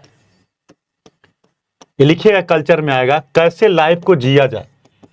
यहां देखिए कर्तव्य भी बताया जा रहा है, आपको कर्तव्य भी बताया गया कि आपका कर्तव्य क्या है। यहां पे जीवन का अंतिम उद्देश्य क्या है, यह भी आपको बताया गया। आपका एक मानव का कर्तव्य क्या है, क्या कार्य करना चाहिए, और जीवन का अंतिम उद्देश्य भी बताया गया। और यह भी कहा गया गृहस्थ जीवन में क्या करना है। अभी मैंने आपको कुछ देर पहले बताया, तो क्या करना है गृहस्थ जीवन में, तो ऋषि यज्ञ, पढ़ाई लिखाई करिए 25 साल की एज तक, देवताओं के प्रति पूजा पाठ करिए, पितरों के प्रति सम्मान करिए, अपने पूर्वजों के प्रति सम्मान व्यक्त करिए, अतिथियों का सम्मान करिए, पशु पक्षी इनका कल्याण करिए। ये सब यहाँ उत्तर वैदिक काल में आ गए। तो आश्रम व्यवस्था यहाँ आ गई। जावलो उपनिषद में चारों आश्रम की जानकारी मिलती है, गृहस्थ, ब्रह्मचर्य, गृहस्थ, वानप्रस्थ और सन्यास, चारों आश्रम की जानकारी दी गई है यहाँ पे जावलो उपनिषद में। तो एक तरफ जब कर्मकांड बढ़ रहा था, उसी तरफ जीवन में सादगी भी कैसे लाई जाए, और जीवन में धर्म, अर्थ, काम और मोक्ष, ये 4 कर्तव्य होते, 4 आदमी होते, यही काम करता है। अब क्या होता है, कुछ लोग केवल अर्थ के पीछे भागते रहते हैं। अब देखिए कुछ लोग क्या करते हैं, उनको और किसी चीज से कोई लेना देना नहीं है, वो क्या करते हैं, केवल अर्थ के पीछे भागते हैं। कुछ लोग केवल काम, इसके पीछे भागते हैं। लेकिन याद रखिएगा, धर्म अर्थ काम मोक्ष, ये चारों को बैलेंस करना, मतलब इससे बढ़िया कुछ होगा? इन चारों को कैसे बैलेंस करके जीवन को चलाया जाए, तो याद रखिएगा सबसे बड़ा गाइड आपके जीवन को सही दिशा दिलाने में इनका बड़ा योगदान होता है कि हमें कब क्या करना चाहिए, कब कैसे करना चाहिए, कब क्या काम करना चाहिए। इनसे बढ़िया आपको कोई नहीं बता पाएगा। तो आश्रम व्यवस्था, चारों आश्रम की जानकारी 600 BC तक आ चुके थे। इसके अलावा अगर हम बात करें तो और क्या आएगा बताइए, और क्या आना चाहिए? इसके अलावा यहां पे जब ये आएगा तो मानसिक भूख आएगी, लोग तर्क करना चालू करेंगे क्या सही है क्या गलत है, क्योंकि जब आदमी पढ़ लिख लेता है तो तर्क बहुत आता है उसके अंदर, तर्क के साथ साथ कुतर्क भी करना चालू करता है। तो यहीं पे फिलॉसफी ऑफ स्कूल, 6 दर्शन की शाखाएं पैदा होंगी जो भारतीय फिलॉसफी को जन्म देती हैं। दर्शन कौन कौन आएगा बताइए? सांख्य दर्शन, योग दर्शन, न्याय दर्शन, वैशेषिक दर्शन, पूर्व मीमांसा, उत्तर मीमांसा। ये 6 फिलॉसफी ऑफ द स्कूल पैदा होंगे इसी काल में। ये क्या होंगे? 6 फिलॉसफी ऑफ स्कूल पैदा होंगे। सांख्य दर्शन, सांख्य का फाउंडर कौन होगा बताइए? सांख्य का फाउंडर कौन है? देखिए ये 6 फिलॉसफी आई, आज भी जब फिलॉसफी पढ़ेगा यही पढ़ा जाता है। दर्शन आया, सांख्य के होंगे कपिल, सांख्य फिलॉसफी के हैं कपिल। सांख्य फिलॉसफी के कौन हो गए? कपिल। योग के कौन होंगे बताइए? पतंजलि। बहुत बढ़िया। और न्याय के, न्याय के कौन होंगे बताइए? बताइए। गौतम। इन्होंने क्या लिखा है? न्याय सूत्र। गौतम कौन होंगे? न्याय सूत्र के। और बताइए पूर्व मीमांसा के कौन होंगे? पूर्व मीमांसा के कौन होंगे? पढ़ो बेटा पढ़ो। पूर्व मीमांसा के होंगे जैमिनी। पूर्व मीमांसा के होंगे जैमिनी। और उत्तर मीमांसा के बादरायन, बादरायन। और वैशेषिक के होंगे कणाद। ये 6 फिलॉसफी आ गई। और चारवाक को जान ही रहे हैं, चारवाक भौतिकवादी दर्शन के हैं। रीढ़ लेके घी पियो, चारवाक भौतिकवादी दर्शन के। तो ये 6 दर्शन आए, सांख्य का कपिल, योग का पतंजलि, न्याय का गौतम, पूर्व मीमांसा का जैमिनी, उत्तर मीमांसा का बादरायन और वैशेषिक का कणाद। ये 6 फिलॉसफी ऑफ स्कूल आ गए। 4 आश्रम की भी जानकारी हमें मिल जाती है। जावलोपनिषद में हमने चारों आश्रम की जानकारी बताई। गृहस्थ, ब्रह्मचर्य, धर्म, अर्थ, काम, मोक्ष व्यक्ति के 4 कर्तव्य हो गए जीवन में। 5 यज्ञ मैंने बताया गृहस्थों के लिए, 5 यज्ञ होते हैं, 5 यज्ञ आ गए। ये सब अवधारणाएं 600 BC तक आके समाज में स्थापित हो गई। और इस प्रकार से यहाँ पे शुरुआत में यज्ञों का महत्व बढ़ा, कर्मकांडों का महत्व बढ़ा, लेकिन बाद में हम 600 BC के आसपास अगर देखें हम, तो 600 BC के आसपास अगर आप देखोगे तो यहां पर उपनिषद की अवधारणा दिखाई देती है, और जिसमें कर्मकांडों का विरोध दिखाई देता है। ब्राह्मणों, यहां पे ब्रह्म की अवधारणा आती है,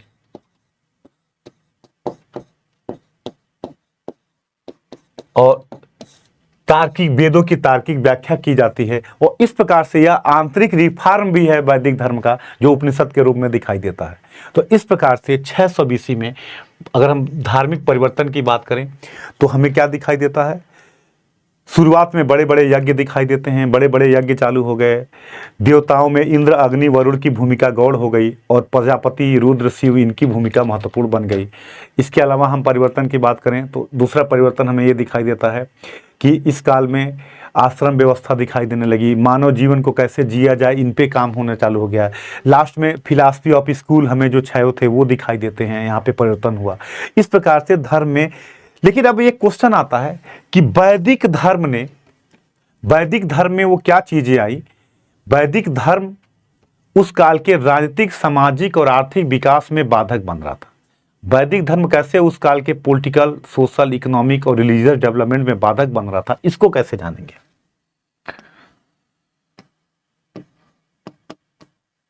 इसको समझिएगा, क्योंकि यही बौद्ध और जैन धर्म की उत्पत्ति के कारण बनेंगे। वैदिक धर्म में अब देखिए क्या था, अगर हम बात करें राजनीतिक विकास की,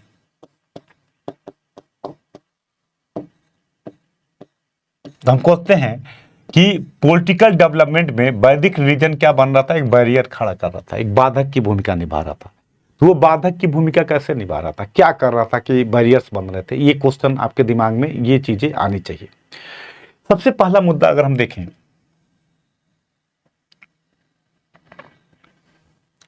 तो सबसे बड़ा परिवर्तन यहां पे वैदिक धर्म में देखें तो क्या आया। राजनीतिक विकास के लिए क्या चाहिए,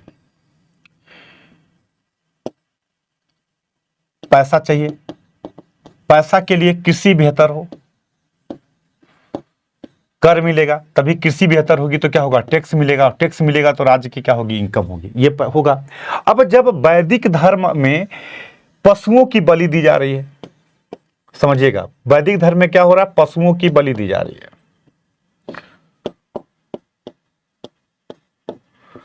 वैदिक धर्म क्या कर रहा है, पशुओं की बलि दे रहा है। और नए कृषि के लिए पशु की रक्षा चाहिए। नए कृषि के लिए क्या चाहिए, पशु की रक्षा के लिए चाहिए, तब कृषि का विकास होगा। जब कृषि का विकास होगा तो टैक्स बढ़ेगा, टैक्स बढ़ेगा तो राज्य को मिलेगा। तो ऐसे में वैदिक धर्म पशुओं की बलि दे रहा था, तो ऐसे में राजनीतिक विकास में क्या बन रहा है, बाधक बन रहा है। दूसरा, राजा क्या चाहता है कि ज्यादा से ज्यादा कर किसको मिले, हमें मिले।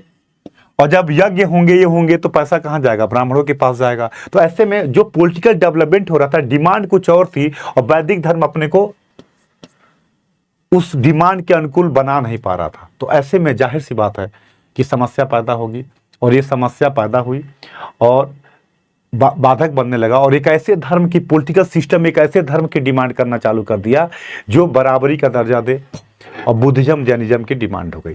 दूसरा हमने बताया, अगर हम बात करें अर्थव्यवस्था की, तो इकोनॉमी के लिए भी क्या चाहिए था, अगर आप देखो तो अर्थव्यवस्था के विकास के लिए भी क्या चाहिए, पशुओं की बलि को रोकना चाहिए, पशुओं को बचाया जाए। ये काम नहीं कर पा रहे थे। दूसरा, ब्याज पे पैसा देना वैदिक धर्म के अनुसार पाप था। आर्य शर्मा लिखते हैं कि ब्याज पे पैसा देना वैदिक धर्म के अनुसार पाप था, और नए नए राज्य के विकास के लिए व्यापारियों के लिए ब्याज पे पैसा देना लाभ का कारण होता है। तो ऐसे में नए परिवर्तन को भी वैदिक धर्म स्वीकार नहीं कर पा रहा था।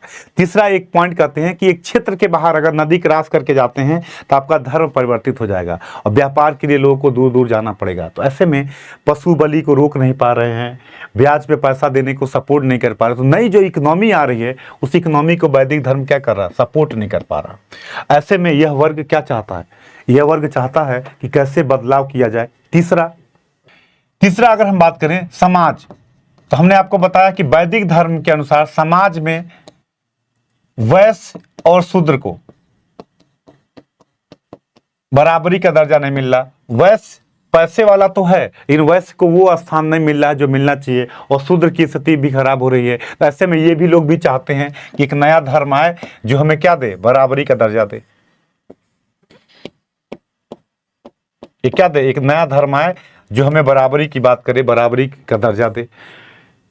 ऐसे भी ये भी चाहते हैं। क्षत्रिय भी चाहते हैं जिससे कि ब्राह्मणों की सुप्रीमेसी को रोका जा सके, तो ये भी एक ऐसे नए धर्म की डिमांड करते हैं जो हमें बराबरी का दर्जा दे। तो ऐसे में एक नए धर्म की डिमांड होगी, और उस फुलफिल कौन करेगा, बुद्धिज्म और जैनिज्म। तो 600 BC में सामाजिक व्यवस्था, राजनीतिक व्यवस्था, आर्थिक व्यवस्था में वैदिक धर्म बाधक बनने लगा। वैदिक धर्म विकास के अनुकूल नहीं। और याद रखिएगा, जीवन का एक सत्य है कि परिवर्तन के अनुकूल अगर आप नहीं चलिएगा तो लंबे समय तक आप टिक नहीं पाएंगे। इसलिए कहते हैं कि जैसे जैसे परिवर्तन हो, आप अपने आप को बदलिए, क्योंकि आपके लिए कोई बैठा नहीं रहेगा। देखिए, मैं एक सिंपल एग्जांपल देता हूँ। आप लोग छोटे रहे होगे, लेकिन अगर आप ध्यान दोगे थोड़ा सा, या अपने घर वालों से पूछोगे, 90 के दौर में पीसीओ का बिजनेस बड़ा शानदार बिजनेस होता था। व्यक्ति क्या करता था, मस्ती के साथ, हम लोग जब उस समय छोटे थे जाते थे, 11 बजे 1/4 होता था। आप जाइए तो बीसीओ का मालिक बैठा हुआ, लगे इससे, हम लोग सोचे इससे बड़ा बिजनेस ही नहीं होगा कोई। भीड़ लगी है, 1/4 लाइन लगा है, 1/4 होगा 11 बजे रात को, और लोग फोन पे बतियाने के लिए लगे हुए हैं। केबिन बना हुआ है, लोग केबिन में बतिया रहे हैं अलग अलग, मस्त वो बैठा हुआ है, 5-7 फोन लगा हुए हैं। लगता था कि परिवर्तन आएगा ही नहीं, ये ऐसे ही चलता रहेगा। लेकिन क्या हुआ, मोबाइल आया। शुरू में इनकमिंग मोबाइल ने क्या किया, धीरे धीरे इसको बदलाव को किया। आगे देखिए, परिवर्तन ऐसा हुआ कि आज पीसीओ कहीं दिखाई नहीं देता आपको। 20 साल में सब कुछ बदल गया। तो जो पीसीओ वाले बदल के अपने को मोबाइल में कन्वर्ट कर लिए, मोबाइल की दुकान कर लिए, या तो वो तो बच गए, जो केवल उसी में लगे रह गए, आज कहीं देख लीजिए, कहीं दिखाई देता है? नहीं दिखाई देता। तो कहते हैं बदलाव अगर आपके जीवन में हो रहा तो सिस्टम भी बदल रहा है। परिवर्तन, यूपीएससी का देखिए तरीका, ऑप्शनल 2 होते थे, 13 में 1 ऑप्शनल हो गए, 4 पेपर, 1 पेपर जोड़ दिया गया अलग से, जीएस के 2 होते थे, 4 पेपर हो गए। कहने का मतलब क्या है? मेरे कहने का मतलब यह है कि बदलाव हमेशा शाश्वत नियम है और बदलाव होते रहेंगे। यहाँ भी बदलाव हो रहा था, धर्म में राजनीतिक व्यवस्थाएं बदल रही थी, बड़े बड़े राज्य की अवधारणा आ रही थी, समाज कॉम्प्लेक्स होता जा रहा था, जटिल होता जा रहा था, इकोनॉमी चेंज हो रही थी, और वैदिक धर्म अपने को चेंज नहीं कर पा रहा था। देखिए सोचिए, ये अपने को समय के अनुकूल नहीं बदल पाए, और यही पैदा होता है, आप नए को आने का आमंत्रण दे दिए और समाज ने स्वीकार कर लिया किसको? बुद्धिज्म और जैनिज्म। लेकिन ये धक्का वैदिक धर्म खाए, आगे मैं आपको बताऊंगा। इसके बाद ये पहले बदल जाते हैं। मौर्य काल में, लेटर मौर्य में ऐसा बदलाव हुआ, भक्ति की अवधारणा आई, त्रिदेव का कॉन्सेप्ट आया, ऐसा अवतारवाद आया कि आपके पहले ये बदल जाते हैं। आप देख लीजिए, ग्लोबलाइजेशन आया, आपके पास समय नहीं है, आप 5 घंटे बैठ के पूजा नहीं कराओगे, कहते हैं 15 मिनट में हो जाएगा, सेम फल मिलेगा, आइए 15 मिनट में कर देते हैं। आप कहिए दूर से बैठे हैं, नहीं आ पा रहे हैं, दोनों लड़के लड़की, चलिए शादी हो जाएगी, कोई दिक्कत नहीं। जैसे आप बदलेंगे नहीं, आपके पहले बदल गए। आपके पास समय नहीं है, आप सीधे वीआईपी दर्शन कर लीजिए, कोई दिक्कत नहीं। आपके पास समय नहीं है, आप आइए, आधे घंटे में पूजा हो जाएगी। जो पूजा 4 दिन में होती है, आधे घंटे में हो जाएगी। मतलब क्या हुआ? समय के अकॉर्डिंग। देखिए एक चीज याद रखिएगा, इकोनॉमी एक ऐसा चीज होता है कि अगर इकोनॉमी में कोई बैरियर बना तो लंबे समय तक टिक नहीं पाता। तो आप देखो, जैसे जैसे अर्थव्यवस्था बदल रही है, मंदिरों का कार्यकलाप बदलना चालू हो गया, चीजें बदलने लगी, इकोनॉमी, आप देखिए गूगल पे सब कुछ वहां भी चलना चालू हो गया। क्यों? परिवर्तन होगा। अगर आप परिवर्तन के, क्योंकि आदमी जीवन जीना है तो पैसा चाहिए, तो अगर उसमें बाधक बनेंगे, आप देखिए कई जगह चले जाइए तो शनि मंदिरों में चले जाइए, ब्रेड चढ़ने लगा, पार्ले जी बिस्कुट प्रसाद के रूप में चढ़ने लगा। क्यों? पता है कि समय नहीं, अगर ज्यादा आप रिजिड हो गए तो लोग आएंगे नहीं। ये परिवर्तन है। एलपीजी ने क्या किया? अब देखिए 90 के दौर के बाद चीजें पूरी बदलने लगी, सिस्टम पूरे बदलने लगे। इसका मतलब कि एक बार वैदिक धर्म धोखा खाया 600 BC में, उसके बाद कभी धोखा नहीं खाया। मुगल आए, दिल्ली सल्तनत आया, मिशनरियां आई, आप नहीं बदलोगे, आपके पहले बदल गए, और कोई परिवर्तन फिर दिखाई नहीं देता। ऐसी अवधारणा लाइए, भक्ति, अवतारवाद, जो मैं बताऊंगा आगे, ये ऐसी अवधारणा आई, त्रिदेव, ये ऐसी परिकल्पनाएं आई जो आज तक इसका कोई जोड़ नहीं है। ये जब तक रहेंगी, 9 हिंदू धर्म जिसको कहते हैं, इसमें कोई परिवर्तन, कोई कुछ हो नहीं। क्योंकि ये अवतारवाद आप बहुत करते हैं। किसके अवतार हैं? गौतम बुद्ध को भी लोग बोले कोई बाहरी नहीं हो, तुम विष्णु के अवतार हो। कहाँ अलग हो? तुम्हारी पूजा मतलब विष्णु की पूजा हो रही है। अब विष्णु क्या है? सबको जोड़ के विष्णु से जोड़ दिया गया। समाज जुड़ गया कि नहीं जुड़ गया? आप जब हम भी, आप राम को मानो चाहे कृष्ण को मानो, मानते किसको हो? विष्णु को मानते हो। तो हम और आप अलग कैसे हैं? देखिए हरिहर शिव, अब हो सके शैव धर्म, कोई कहे कि शिव बड़े हैं, कोई कहे कि विष्णु बड़े हैं, झगड़ा हो जाए। तो देखिए क्या सामंजस्य लाए कि शिव को राम पसंद है, राम को शिव पसंद है। शिव के ऊपर बेलपत्र किसका चढ़ता है? राम का चढ़ता है।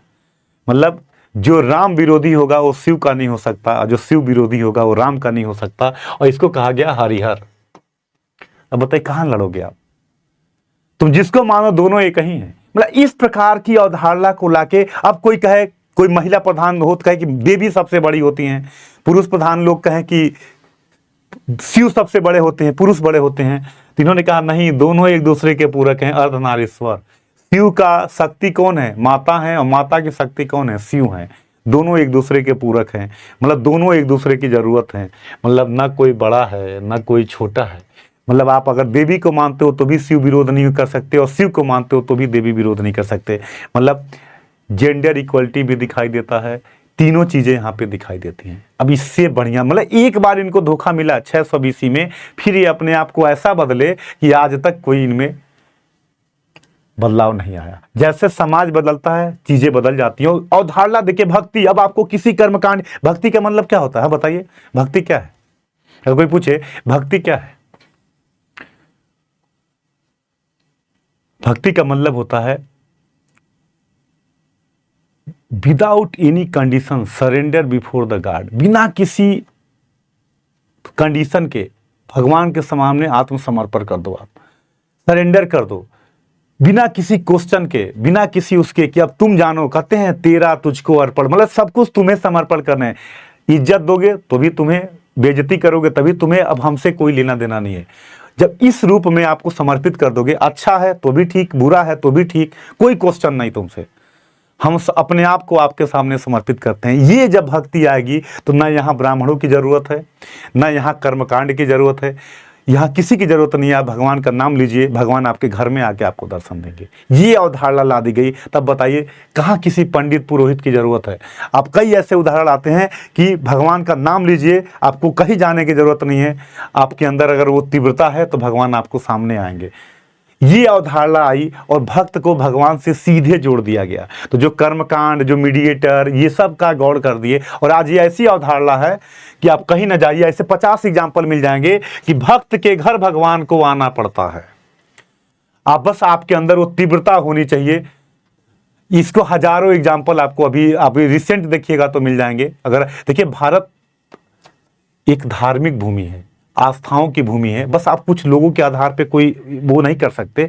तो यहाँ पे आपको दिखाई देगा, जो आगे की क्लास में आएगा, जो भक्ति आंदोलन हम पढ़ेंगे, नव हिंदू धर्म का विकास पढ़ेंगे, तो इस काल में इस तरीके से, इस काल में ये हमें परिवर्तन दिखाई देता है। ये हमें 600 BC के आसपास में ये आया। अब दूसरा क्वेश्चन मैंने अभी कुछ देर पहले कहा था कि नगरीकरण की शुरुआत यहाँ कैसे होती है।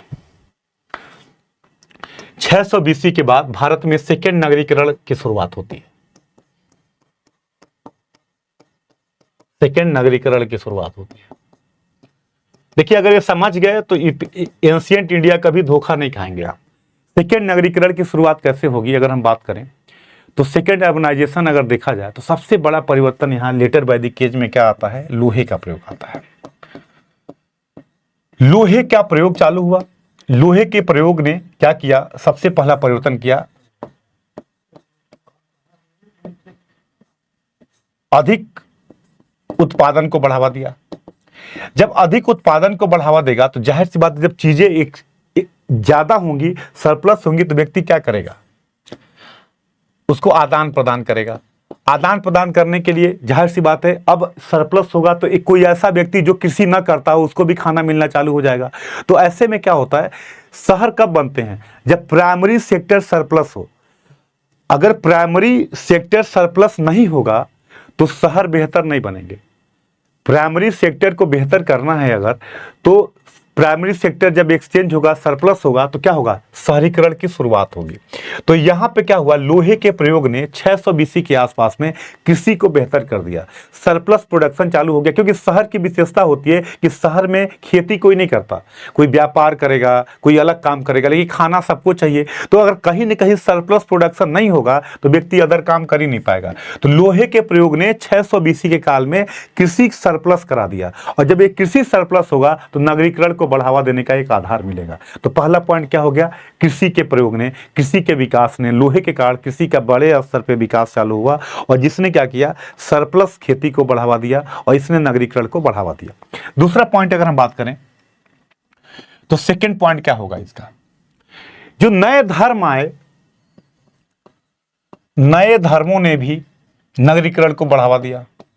जो नए धर्म है इसने भी नगरीकरण को बढ़ावा दिया। हमेशा याद रखिएगा, धर्म जो होता है, जैसे आप सपोज करो गौतम बुद्ध आएंगे, जिस बिहार में रहेंगे वहाँ लोग मिलने जुलने जाएंगे। जब मिलने जुलने जाएंगे तो बैठने की जगह बनेगी, रिक्शा वाला, चाय वाला, दुकानें चालू होंगी, और ये क्या कर देगा, नगरीकरण को बढ़ावा देगा। तो ये नए धर्मों ने भी क्या किया, नगरीकरण को बढ़ावा दिया। जैसे आप देखो बनारस, वर्तमान में अयोध्या, मथुरा, मथुरा में क्या है, केवल भगवान कृष्ण की जन्मभूमि है, जो प्राचीन काल से आज तक देखिए मथुरा के नगरीकरण को बनाए हुए। तो कोई भी शहर बनने के पीछे कोई न कोई कारण होता है। कहीं आर्थिक गतिविधियां कारण होती हैं, कहीं प्रशासनिक गतिविधियां कारण होती हैं, कहीं धार्मिक गतिविधियां कारण होती हैं।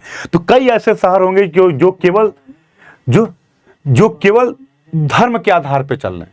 कई ऐसे शहर हैं जो केवल धर्म के आधार पर दिखाई देते हैं, धर्म के आधार पर चल रहे हैं। जैसे आप एग्जाम्पल देख लो, धर्म के आधार पे चल रहे हैं। जैसे हम कह दें मथुरा को कह दें, जैसे हम उज्जैन को कह दें, ये क्या है, धार्मिक आधार पे चल रहे हैं। तो धर्म भी क्या होता है, नगरीकरण को बढ़ावा देता है। तो नए धर्मों के उदय ने भी नगरीकरण को इस काल में क्या दिया, बढ़ावा दिया। Point clear. तीसरा पॉइंट याद रखिएगा, मुद्रा अर्थव्यवस्था का प्रयोग।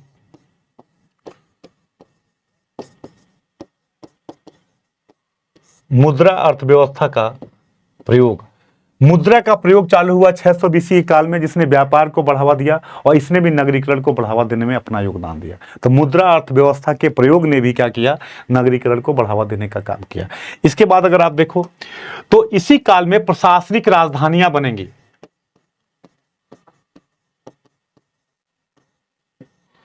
प्रशासनिक राजधानियां, जैसे आप देखो 16 महाजनपद बनेंगे, 16 महाजनपद की राजधानियां बनेंगी। तो जैसे कई ऐसे शहर हैं जो राजधानी है, जो वहाँ लोग का राजा से मिलने जाते हैं, तो वो भी धीरे धीरे क्या होगा, नगरीकरण का रूप लेगा। तो जो 16 महाजनपद में प्रशासनिक राजधानियां बनी, ये भी क्या करेंगी, शहरीकरण को बढ़ावा देंगी। तो मुद्रा अर्थव्यवस्था का प्रयोग, लोहे का प्रयोग, कृषि का सरप्लस विकास, नए धर्मों की उत्पत्ति, इन सब ने क्या किया, सेकेंड नगरीकरण को बढ़ावा दिया। और 600 बीसी के बाद भारत में सेकेंड नगरीकरण की शुरुआत हो जाती है। क्लियर। तो ये रहा हमारा, मैंने 3 टॉपिक में आपको ऋग वैदिक एज, लेटर वैदिक एज, तीनों हमने पढ़ाया, आपको तीनों मुद्दे को बताया। अब आपका काम क्या है, क्वेश्चन लगाइए। जो ऑप्शनल वाले होंगे उनका भी यहाँ पे काम चल जाएगा। जो प्री मेंस, कुछ हर एरिया को मैंने मेंस में कैसे सोचा जाए, क्या किया जाए, कैसे पढ़ा जाए, ये पूरा एरिया मैंने बताया। क्वेश्चन अगर यहाँ से पूछे तो सेकेंड नगरीकरण पे चर्चा करिए। 600 बीसी में वो कौन सी समस्याएं आई जिसने बौद्ध नए धर्मों के आगमन को बढ़ावा दिया, आप उसको बताइए। इस तरीके से आपको इन क्वेश्चन को बताइएगा। कई बार फैक्चुअल पूछते हैं, चारों आश्रम की जानकारी कहाँ मिलेगी, जावलोपनिषद में मिलेगी। इसके बाद अगर आपसे पूछा जाए कि क्वेश्चन पूछे कि 5 महायज्ञ कौन कौन होते हैं, मैंने बताया ये क्या क्या होता है, पूरा का पूरा चीजें हमने आपको यहाँ पे बताई। अब आपका काम है क्वेश्चन लगाइए। कोई भी दिक्कत हो तो आप कभी भी पूछ सकते हैं, कोई भी इशू आता है तो। अब अगली क्लास में हम पढ़ेंगे मगध का उत्कर्ष और 16 महाजनपद। धन्यवाद।